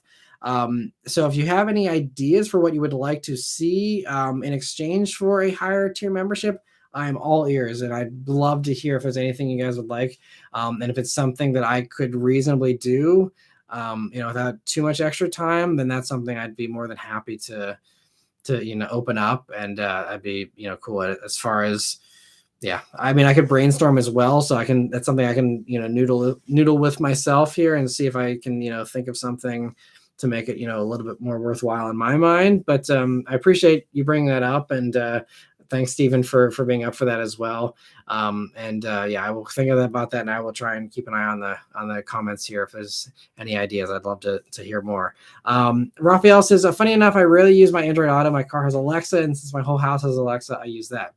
That's cool. Yeah, I've never really used the Alexa thing much, so I'm not sure how much that does. Does that do like texting for you, Raphael, and like all the like in the car? Because I thought Alexa was mostly just for like controlling like house stuff and things like that, but I'm kind of out of the loop with all the Alexa stuff, so that's me probably just being ignorant, I guess. But I'd be curious if you have any follow-up about that too, Raphael.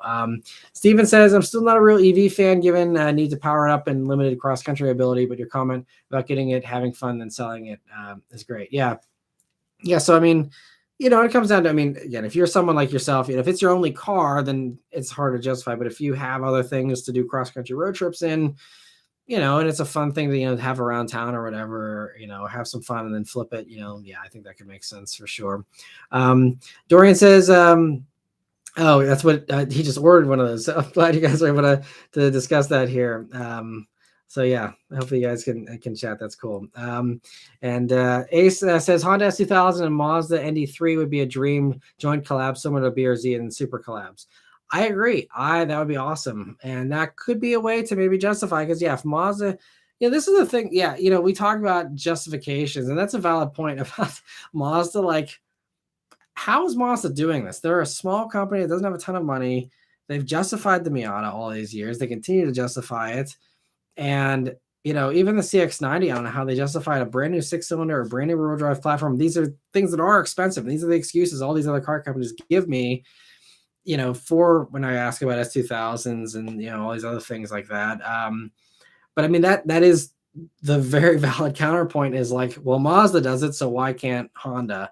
So yeah, it's a valid point. And I mean, that is the one thing that it's tough to reckon with is, how can they do it? So maybe that could be a good way to do it is, I wonder if Honda would be okay with, using someone else's motor like that, especially in something that's a sports car product. They would probably have a lot of pride tied up in. But yeah, if Mazda's can do an ND3 already on their own, and they don't mind, sharing their notes with the class here and letting Honda do something or anybody else, I think that would be a great partnership.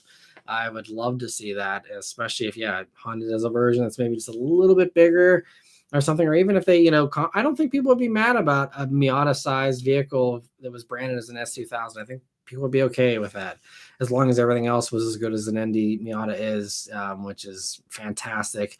And for anyone who does want a new S2000, if you haven't considered a Miata, seriously consider it. It's not as slow as it seems. That they are so fun now, especially ND2. Watch my review if you haven't already. I mean, it is so much fun. If I didn't need a back seat in a fun weekend car, honestly, like Miata's good enough that if I didn't need a back seat ever, um, that is a car I could justify potentially swapping the Bullet for, because I love convertibles. I've always wanted a convertible. Getting back to the other question, I've never had a convertible. I really have always wanted one. And the Miata is pure joy, automotive joy, just enough power to have fun, a high red line, a great shifter, great throttle response, everything you want, has the basic, CarPlay and all the basics you need, fantastic handling. Man, I love ND2 Miatas. So yeah, random tangent there, but yeah, I'd love to see that collab as well, Ace. Mike says, this is so odd and random, but what if Honda made a modern S2000 based off the current Z and partner with Nissan? Or don't you think that many people would go for it? That I think would be a dead in the water idea, just because it would be too heavy. I mean, people already complain about how the Z Nismo is like 3,700 pounds. I mean, if a S2000 that was gas powered was 3,700 pounds, I think that most people would probably shake their head at it. And also, I mean, maybe if they took the platform and then stripped it down and then put their own, 2.0 T motor or something in it and didn't use the Nissan motor. And honestly, maybe Nissan would be open to that because they kind of need the money. So maybe that would work. I just wouldn't use that engine. And then, they'd really have to just strip it bare though, and really do a lot of extra work to it. But that's a viable option. I think maybe, I don't know the details of that platform, but that could potentially work, at least in my mind, for whatever that's worth. Steven says, so a few years ago, maybe 2016, it wasn't a bag phone. It was just part of the electronics. Interesting. I didn't know that they did a suburban car phone still back in 2016. That's impressive. And Steven also says maybe a t-shirt. Yeah, I guess that could be a way to do it. I mean, that's another thing too with the, shop. That's like another great way for people who want to, support the channel beyond the membership, is, getting some merch. It's always available there. But I guess that could be a way if you don't want to get the merch yourself, or I could just throw in a shirt for someone who wants it higher. But I just feel like you're better off just picking out your own shirt, just on your own. Dom says he would sub to a higher tier for a badge. Okay, well, so maybe doing it as a badge thing. Okay, that could work. And I mean, there would be a distinction. I'm not sure all the details about how that works, but I think there would be a distinction as far as not only the badging, but also maybe the naming, as far as whether, it's in green, at least for me here in the chat. Maybe it would be different, so that would stand out a little more. So maybe I do higher priority answering, and the second I'd see, someone pop up that's a, higher tier member, then I'd, jump to that question sooner or something. But again, I don't want to chop this up too much because I do want to value all the members, so I don't want to diminish anyone. So it's kind of tough. But I appreciate the suggestion there, and I'll think about that some more. And I'll have to look into how other people do different tiers, other car YouTubers, and see, if there's maybe something to be learned there as well. Jeremy says, what about a private group chat for higher tier members? Okay, that's a potential thing. If maybe there's like a separate Discord I could do, because YouTube doesn't really have anything beyond. I mean, I could do different tier posts, so I could do separate community posts for higher tiers. So I could do that, or just like a Discord thing where I just kind of have like an open group chat essentially with people that are higher tier. It just, again, I wouldn't be able to be texting back immediately on something like that, but I would be able to definitely get on there on a pretty frequent basis. I think I just already respond to people pretty well on like Facebook and stuff like that with Facebook messages. But I mean, if that would be something cool, like a Discord group, or how else could I do that? I guess I could do like an Instagram like close friends thing, and they have, I can maybe do that to do a little more behind the scenes stuff for that, and invite people and kind of send like a private invite to people in a higher tier like that. So maybe that can be something I can do as well. I gotta like write these down and make some notes here so I remember this. I'll have to look back in this live chat and check that out. But yeah, okay. So I appreciate that, Jeremy. Thanks for the feedback there. And Steven says, heck, we don't want an equal trade for higher sub. We just want to encourage you to do these. Well, I appreciate that. I always want to make sure that it's something that, just values, what you guys do, and isn't just, just being like, hey, like people throw money at you. Like I wanted to, have some value, as I guess just my main focus. But I do really appreciate the support. It certainly means a lot. And, yeah, it means more than you guys know with all the support for sure. And Dom says, I like a private group chat as well, maybe once a month or something. Okay, or maybe like you're saying like a separate live stream. That could be something we could do as well. It would probably definitely have to be shorter, just so that it's not like another 2-hour thing or something. But if there's a shorter one, that could be something potentially we could explore for sure.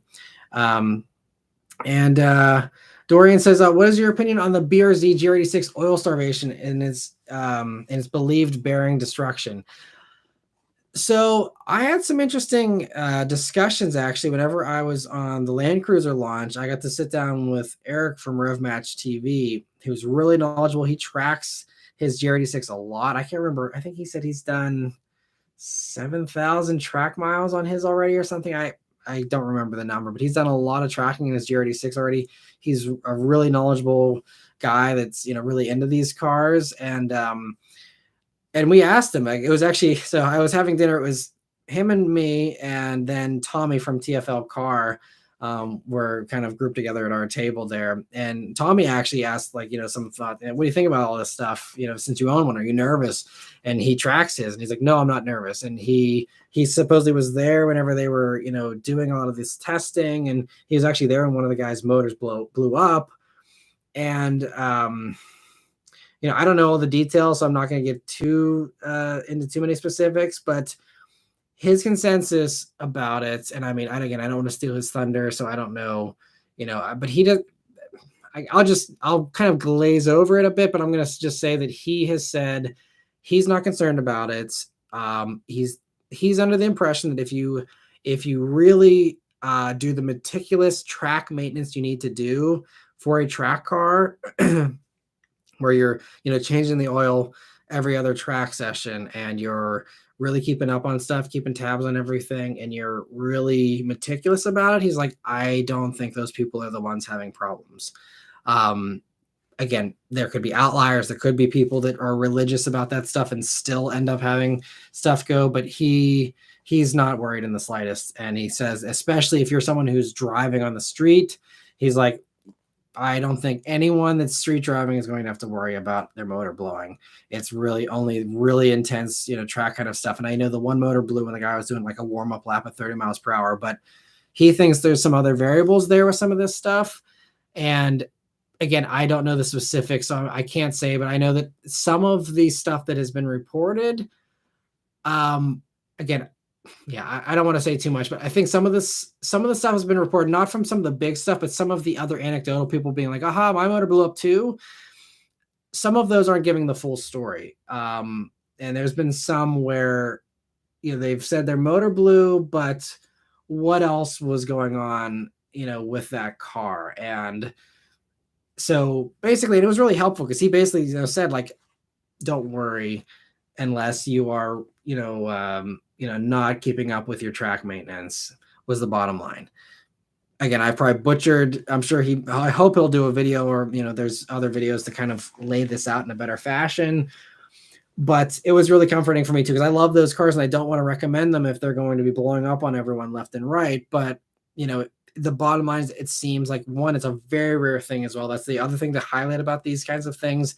We are talking about, I can't remember the number he quoted as far as how many cars have been reported, maybe 30 or something. And between the BRZ and the 86 from the past 2 model years of production already, we're talking, how many cars? 20, 30,000. And you talk about international stuff as well.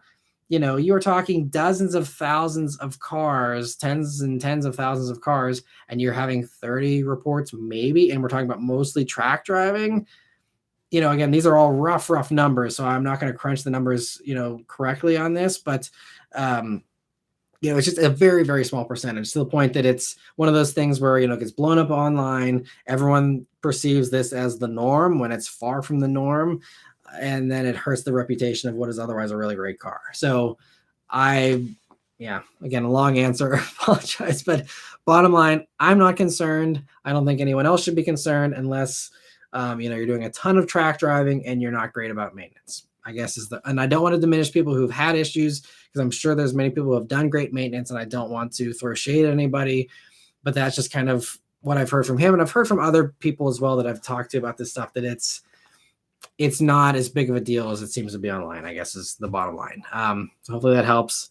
And if I have, and again, I don't know if Eric's done a video. Definitely check out his channel if you want, Rev Match TV. See if he's done a video on it. If not, ask him to do one. Maybe he'll do one on his thoughts on all the oil starvation stuff. But he's a very knowledgeable guy about it, and so I'd follow him if you're curious for more thoughts. Golden Trucker, thank you so much for the super chat. He says, why limit Corolla GR and Civic Type R production numbers? Huge demand and markups everywhere. The greed is getting disgusting. I'm looking for MSRP. They're not limiting those deliberately. They want to build as many as they can. It's just that, especially the GR Corolla and even the Type R as well, there's unique parts there that they can't churn out as fast as a regular Corolla or a regular Civic. Those motors, especially the motor, is a little bit of a fiasco, because the Civic Type R is built in Japan, but the motor is built in the US. The US factory, is building that 2.0T, but they're also building other 2.0Ts, and there's only so many parts to go around for that stuff. And it's also like, yes, they could probably do more volume, but they also realize that that is a niche car, and they need to make sure that they're putting out enough 2.0Ts for, the RDX and, all these other vehicles that, need those basic motors. And so, it's one of those things where they want to build more. And I mean, the same with GR Corolla. Trust me, Toyota doesn't like this either. Like, they want to build as many of them as they can. It's just, you got to pull the Corollas off the line. You have to do extra welds. You have to do extra adhesives. You have to, again, have this hand-built, specialized rally car motor in the GR Corolla, and then put that in. And then how many of the Torsen limited slip diffs can you get? That's a rally kind of component with the, torque split and stuff. These are things that are not easy to do. We're not talking about building F-150s or building RAV4s. Like, these are, cars with lower tolerances. Everything's got to be more precise, more specific. You're talking about cars are going to be driven fast, so you have to have things, you have lower tolerances as far as, you have to make sure everything's perfect. You're putting them on a special line to do these cars. So there's some of that. There's the components. There's just the labor that's involved, the extra labor. There's all these things. And so, I mean, like, Toyota's trying, like, they said they're going to do an extra 100 this year for the Circuit Edition. They actually weren't going to do the Circuit Edition beyond the 2023 model year, but they had so much demand. They're doing it again for 2024, and they're doing an extra 100. I think it's now 6,600 is what they're doing for the GR Corolla now, if I'm remembering correctly. Don't quote me, but they're doing like 100 more than last year, which, again, it's not much, but to me shows me they're trying. If they wanted to sit there and light their cigars with $100 bills and sit back like, aha, no one can get a GR Corolla, like, they would, say, sorry, like, that's all we're doing. But they're trying to add production.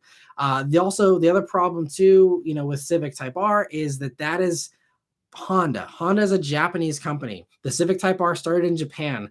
We are just the lucky Americans that have gotten it over the past couple of generations, but the Civic Type R has never been an American thing. We've never been the priority. This is a car built in Japan for Japanese enthusiasts. We just happened to get lucky and started getting them, back with the last generation. This is a new phenomenon. There's been decades of us never getting, Type R's here in the States. And, so they're still in the mindset of like, we are gifting this, to the North American market, but like, they're prioritizing Japanese production because those are the people that have had Type R's for decades, and they're the priority. So it's just, there's that as well, especially with the Civic Type R, where they have to, make sure they satisfy that demand first, take care of, the home market for them, and then export them, as they can. But I think they're doing a pretty good job with the limitations they have, in my opinion. It sucks, but the thing is, this is not a new phenomenon. It was tough to get STIs back in the day. It was tough to get, I mean, they were easier in the later model years. Whenever the brand new, ones came out, it was always a hot thing. I remember markups on STIs and them treating them like Ferraris, and dealers saying, "Oh, they have special tires. We can't take it out for a test drive," and all these stupid things. This has been happened for forever. Mustangs. Every time a new Mustangs come out, oh, we got to put a markup on it. That. Ask any Ford salesman. They've been doing markups for decades. This is not a new phenomenon. Sports sedans, all these things, all these true high performance, rare, special cars, they've always been hard to get. They've always been low production. They've never been churned out in mass market, production. They're always rare. You look at back at history, Integra Type R's and, all these other legendary vehicles over the years. How many of them they build? Not that many. That's why they're going for insane money, and so it's just, I remember even markups on S2000s back in the day. And even towards the very end, they were still doing markups. The CRs, brand new CRs in 2007, I remember having markups on those. This is not new. It's always just been like, if you want those special cars, you got to get out of your local town. Do a nationwide search, find an MSRP dealer. They are out there. They're rare, and you might have to wait on a wait list for a while, but there are people selling them at sticker. You just got to do the legwork to find them, and then have the patience to wait until your turn comes up. But they're out there. It takes a lot more work to get these special cars. It's never going to be easy. The only stuff that's easy to get is the stuff that's not as special. The WRX is not as special. That's why it's easy to get. I ranted about this in my GR Corolla video as well, so I'll save the rant. But that's just the way it's always been. It's just that the internet has kind of given a voice to that frustration a little more now, but it's always been that way. And it sucks, but it's just the way it goes. Let me see. So other questions here. Raphael says Alexa Auto is pretty cool. It does music, calls, and text, navigation, and scrolling things at home. That's cool. Well, thanks for the insight there. Thanks for the follow-up. Stephen also says, "Oh no, keep the bullet. You'll always regret it." Yes, I think so as well, but we will see. I still really want to keep it. I still love it, but yeah, we'll see. I still want to keep it forever, but I'm hoping that can be what happens. But I'm not 100% certain at this point. We will see. To be determined. Dorian says the MX-5 RF was my best car. ND2 gave it up for my Porsche 718, but I now regret it heavily. Funny, right? Yeah. Yeah, Miatas are special cars. But I mean, it's, the thing is, you got to try stuff. You never know until you try. And, there's always other Miatas out there, if it's something you want to go back to, for sure. Truck Car Guy says, would love to see Mitsubishi and Nissan work together, maybe to bring back the S chassis and take on the 86. That would be fun, but again, both those companies have bigger fish to fry right now. It'd be a fun thing to get people's attention, I guess, but I think especially Nissan having the Z, they're set as far as a halo product. That and the GTR. I don't think they toyed with the idea with, what was it called, the IDX thing or something that they had the concept of. Was it 10 years ago or something? It just never happened. But it'd be nice to see. But Gothwalker says about the Z being a Grand Tour, not an S2000 kind of competitor, and I would agree. He says, I wouldn't add more tiers because then these chats will get more confusing for you and people's comments will be missed. Keep it simple. Yeah, so maybe we'll stick to the live streams being the way they are, but then try and do something else if we want to do a higher tier. Jorge says, everyday driver does a monthly 30-minute Zoom at their highest level, or at their highest or higher levels. Good luck. Well, I appreciate that, Jorge. So okay, that could be something. I appreciate that. Yeah, monthly 30-minute thing. That'd be cool. I mean, I feel like I do a pretty good job here, chatting with especially all the members already. But if you guys like more discussion, that's certainly something I'm open to. I could totally, find some time to do an extra, 30-minute chat with the higher tier people, if that's something. Maybe, I'll do a survey this week with the members and I'll do a community post, maybe keep an eye out for a poll or something and just poll you guys and see how many of you would be interested in doing something higher. And if there's, some demand there and, something, I'll try and maybe list out some options for, rewards for that higher level. If there's stuff that, seems to resonate with you that you'd be excited about, then, maybe that's something we can go for, because I'm certainly open to it. I can certainly use the support. So I I'm more than happy to kind of investigate that some more and try and find something that works for as many people as possible. So thanks so much for bringing that up again.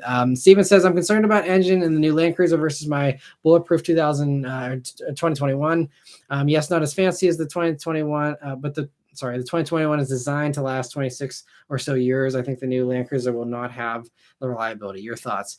Well, that motor is kind of, to be determined with the new, iForce Max thing. We don't have it yet in the Tacoma. That's not coming until, I believe early next year. So, it's hard to say. The only thing I can say is that, this is coming from Toyota. They engineer their stuff they know the expectations of their customers, and they have their own expectations, which are, I would say, higher than a lot of other companies out there. So, I would say that I would have more confidence in a new motor from Toyota than I would a new motor from basically anybody else. But you can't beat the learnings of decades of development. And so I think that, no, the new Land Cruiser will not be as bulletproof as your 2021 until the new Land Cruiser is as old as your 2021 is from a development standpoint, as far as how long that platform's been around, and that engine and stuff. You can't beat those lessons learned with time. So I think there's some of that. They can certainly learn things from those old generations and try and package that into the new stuff.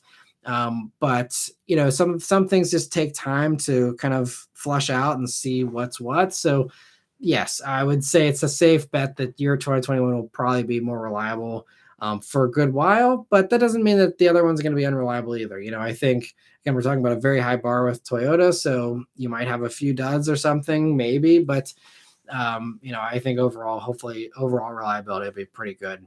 I'm assuming, again, just because of who it's coming from, and I'm inclined to give them the benefit of the doubt compared to other companies that don't focus on reliability as much. But Mike says, I feel like Honda and Toyota purposely limit Civic Type R and GR Corolla production so their cars don't lose their specialness. I don't agree with that, because I feel like they are special cars. If they made 100,000 of them, it would still be a special car because it would just drive so amazing. I think, yes, maybe there's the prestige thing, but I don't think the Japanese brands really are hung up on the prestige when you're talking about faster Corollas and Civics, because that's not prestigious. People who want prestige from those brands, they go buy an NSX, or they go buy, an LC or something like that. Like, those are the people who want a prestigious performance car from those brands. They're not, no one's, that has, kind of money to have prestige of specialness is going to, be buying those cars. I don't think, really, so I don't know. I genuinely believe that they are trying to turn out as many of them as they can. And that it's just, you can only do so many of them, with the way they're set up. It's just, if you watered them down, if you put a Type R badge on a Civic, that didn't have special body panels, just put a body kit on a Civic, and, you gave it the same limited slip diff as an SI and just bumped the boost up and called that a Type R, sure, they could have made more of them. And I guess maybe that's what you're getting at with the specialness there. But if you want to make these cars special, you got to use unique parts. You got to use special stuff that takes more time, and you have the extra rigidity for the actual better, track performance and stuff. That takes extra welds and extra reinforcements and extra things that you got to put on the line that make it more time intensive than a regular Civic or Corolla. So I really think there's a good reason, and it's not just that they're sitting there trying to, make people annoyed, in my opinion. Sean says, have you been to Monterey Car Week? What are the best things to do? I've never been. I've been to Monterey to review the first generation of the Kia Niro EV. That's the only time I've been to Monterey. Really cool place. The aquarium is amazing there. But as far as the car week itself, I've never been, so I can't say what's cool there. But I would just say make sure you got plenty of money, because nothing's cheap around there, and it's one of those places where, unless you are rich, you'll probably feel a little out of place, because everyone there is insanely loaded. It's crazy. I know a few people that go that have supercars and stuff like that, and I mean, the amount of money that they spend, just, $1,000 dinners and stuff like that. I mean, it's just insane, the kind of stuff that, happens at those things. Anyway, Raphael says, night all, past time for bed. If I want one of these nice cars, I have to pay off the one I have. Totally respect that. And yeah, we'll go for a few more minutes, but we're almost at 2 hours here. So thanks for hanging out for so long, Raphael. And try and catch up on the last few member questions here, and then I'll be signing off as well. Goth Harker says, why would you consider getting rid of the Bullet? You have to keep it, especially since the new Mustang probably won't have a Bullet model. I totally agree. I don't want to get rid of the Bullet. It's just that it is really valuable. And with the way the channel's been doing well the past couple of months here. We will see if that continues. But if it does not continue, then I can't justify having what is essentially a $40,000 paperweight in the garage that gets driven to the airport and back. I can't justify that money sitting there whenever I'm not making as much as I used to make on YouTube. And quite frankly, that money could be put to use in better ways than just a car I drive once a month to the airport and back and don't have time to drive otherwise, because I'm always driving press cars and reviewing other stuff. So it's not a thing from a, want standpoint. It's just a thing from a trying to be smart. I'm not in the position right now to have a $40,000 paperweight sitting around, right now. Again, I'm hoping things get better. With the channel, and I'm going to work my hardest to try and, get the channel to a better place. But, Social Blade, the numbers don't lie. If you ever are curious what kind of views YouTubers are getting, you can go to Social Blade, look up anybody, it'll show you, and you'll see how, I peaked in 2018 and it's kind of, had these little ticks downward, and it's a slow downward trend, but it's downward nonetheless. And obviously, ad rates have gotten better over the years and stuff. So it's not maybe quite as dire as it suggests on Social Blade. Like their earnings estimates are way off and stuff. But, it's not what it used to be. So it was easy to, afford a $50,000 car and justify a $50,000 car back whenever I was making way more. And I was, getting 1 million views a month and stuff, but now making, doing 600,000 views a month, I've, had a cut in revenue as a result. So, that's kind of just where I'm at right now with the Bullet. We will see. I want to hang on to it. I don't want to. That's why I keep procrastinating on that. And I want to, just see how the channel does and keep hoping I get, better opportunities and I get the right cars to review and I, get the right viewership and just, I'm able to get the views I need to get to keep it. But, if things continue in this trend, I'm not going to be able to justify having a $40,000 paperweight in the garage. It's not going to be practical for me. So that's the last bombshell here ending. For those of you who stuck around to the end of the weekly update, I still want to keep it and I hope I will, but it's not a guarantee. But thank you, Steven, so much for the super chat. He says, you are appreciated, whatever format. Thank you so much. I really appreciate the support, Stephen. And let me get to the last few questions here I can get from the members. I apologize I didn't have any time to do any of the non-member questions tonight, but I'm really happy we've had such a great turnout here tonight. And hope you guys have all enjoyed following along here. And Dom says, how did I miss you were considering selling the Bullet? I never said I was... I just said whenever I was talking about the Miata that, that's a vehicle I would consider swapping the Bullet for, just because it's so much fun if I didn't need a backseat. But since I need a backseat, Miata's out of the running there for that reason. But if I didn't have my daughter and, I was just fine with a 2-seater vehicle, that could be a strong consideration for a downgrade car potentially if that was something I was going to do. Jorge, thank you so much for the generous super chat as well. He says, good night. I appreciate that. Thanks for joining in. Thank you so much for the generosity, everyone. Let me see. 3 more minutes here. Do a few more questions. I can go over. It's not the end of the world, but try and keep these reasonable especially for us on the East Coast here since it's 11 now. Dorian says the Mark 8 Golf R that I'm offered is $7,500 final offer. White is $5,000. Lapis blue is the expensive one, but no one has bought at the dealership for the last 4 weeks. It's just sitting there manual. I would not pay a markup on a Golf R, especially. So I don't know if you saw whenever I did the week with video on the Golf R. I think you watched that one, Dorian. But I said at the end there, there is dealers offering discounts on them, and certainly plenty that are doing MSRP. I don't know your situation if you have the time to travel, but I would try and expand your search radius at all if you can. There should be no way you need to pay a markup on a Golf R right now. Hopefully you can find one at MSRP. Definitely, they are not worth over 50 grand in my opinion. But again, that's just my opinion. But hopefully you can get a good deal on one. Joe says, if you could buy any V8 manual sports car under 40, what would you buy? I think for me, I still would end up in the Mustang. That's still the thing that I love. It blends, the sporty stuff from the Camaro in a way, and also some of the livability you get with the Challenger. It's kind of a nice middle ground. Camaro's a little more sports car like. Challenger's a little less sports car like. They're all great in their own ways, but I think that's why for me, the Mustang is kind of the Goldilocks of the whole three. I think that's just kind of the sweet spot in the middle there. Garth Arger says, what car is making you consider? Okay, yeah, so I explained all that. So yeah, definitely, if it were my choice, to totally keep the Bullet. Again, we will just see how the finance side works out. And Doran says, I'd love to buy that Bullet. I knew who took care of it. Very true. If I were to get rid of it, it would be, I'd probably put it up on, bring a trailer or something like that. Cause I mean, it's VIN number 12. It's, Ford gave me a VIP ordering with that. That was back when Ford actually, would talk to me and give me decent, treatment. But, so, I mean, it's VIN 12. I took care of it great. It has the expel wrap on the entire front end, and a little bit on the sides and the back there. It's got a ceramic coating on it. And I've obviously, babied it, really well, aside from, again, sitting outside at the airport and stuff. And I did drive it in the winter briefly, so it's not one of those never seen rain or snow cars, but, I think I've kept really good care of it. So we'll see.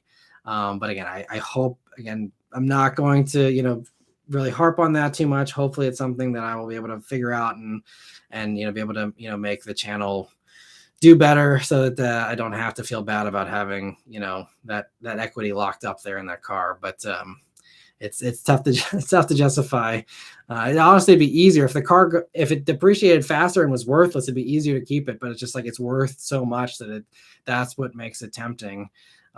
Just again, because of the situation right now. So let me see. Squishy Saf says, I'm thinking about buying the new Tacoma. Should I go ahead and go to the dealership and try to get an allocation now, or waiting until you can configure it online?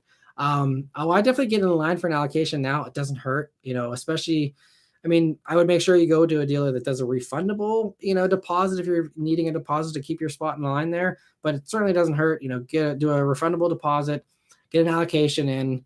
And then, if the configurator comes out and it's crap, or the dealer, is going to be annoying or whatever, then you can always back out. But I think it doesn't hurt to at least put your name in on the list there, and at least get your spot held, in case you do actually want to go for it.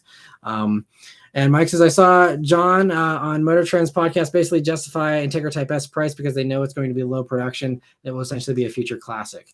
There's some of that as well. But I mean, I think, I don't get the confusion with the pricing on Type S. It's the same premium pretty much as the jump from SI to Integra. So, to me, it's appropriate. I mean, there's a little bit that's shared a little more between the Type R and the Integra Type S compared to an SI to Integra jump. But I still just, to me, it's always, I was always expecting it to be around 50. It's a little bit higher, but I mean, it's, what's $1,000 or so. So I think to me, it made sense. But I mean, it is a future classic. That's a valid point. But I don't think that anyone's holding anything back, trying to, make it a collectible or a classic or anything like that. And Steven says, do content on the Bullet. And Brian says, keep up the good work. I appreciate that. Bullet content, I wish I could have that car pay for itself, but I think the problem is there's just not much to do anymore on it, especially with the time that I have. If I had more time to do adventures and road trips in it, or other fun things, or I love the car stock, and to me doing mods would ruin it.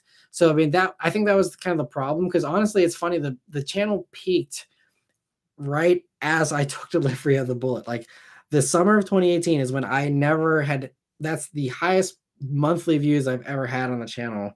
And then from that point, that was the drop off. I think a lot of people were expecting me to make a whole build series with that car or something, even though I had said over and over again, it's perfect. I don't want to modify it. I don't want to mess it up. I had an offer, a free supercharger from who was the company? I think it was from Roush that offered me a free supercharger, and I said no because I truly love that car the way it is.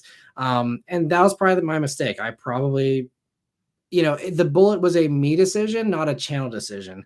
That's the key difference between my channel and a lot of these other channels, that especially the ones that do builds, or even the ones that just buy cars and flip them every year, and try and do it as like a long-term thing or something. Like, I buy my cars for me, and I guess that's a stupid thing to do whenever you're a car YouTuber, but I bought the Bullet for me. I wanted to have it be my car that I enjoyed and did it the way I wanted to do it, because the EcoBoost stressed me out when I did all the mods on it.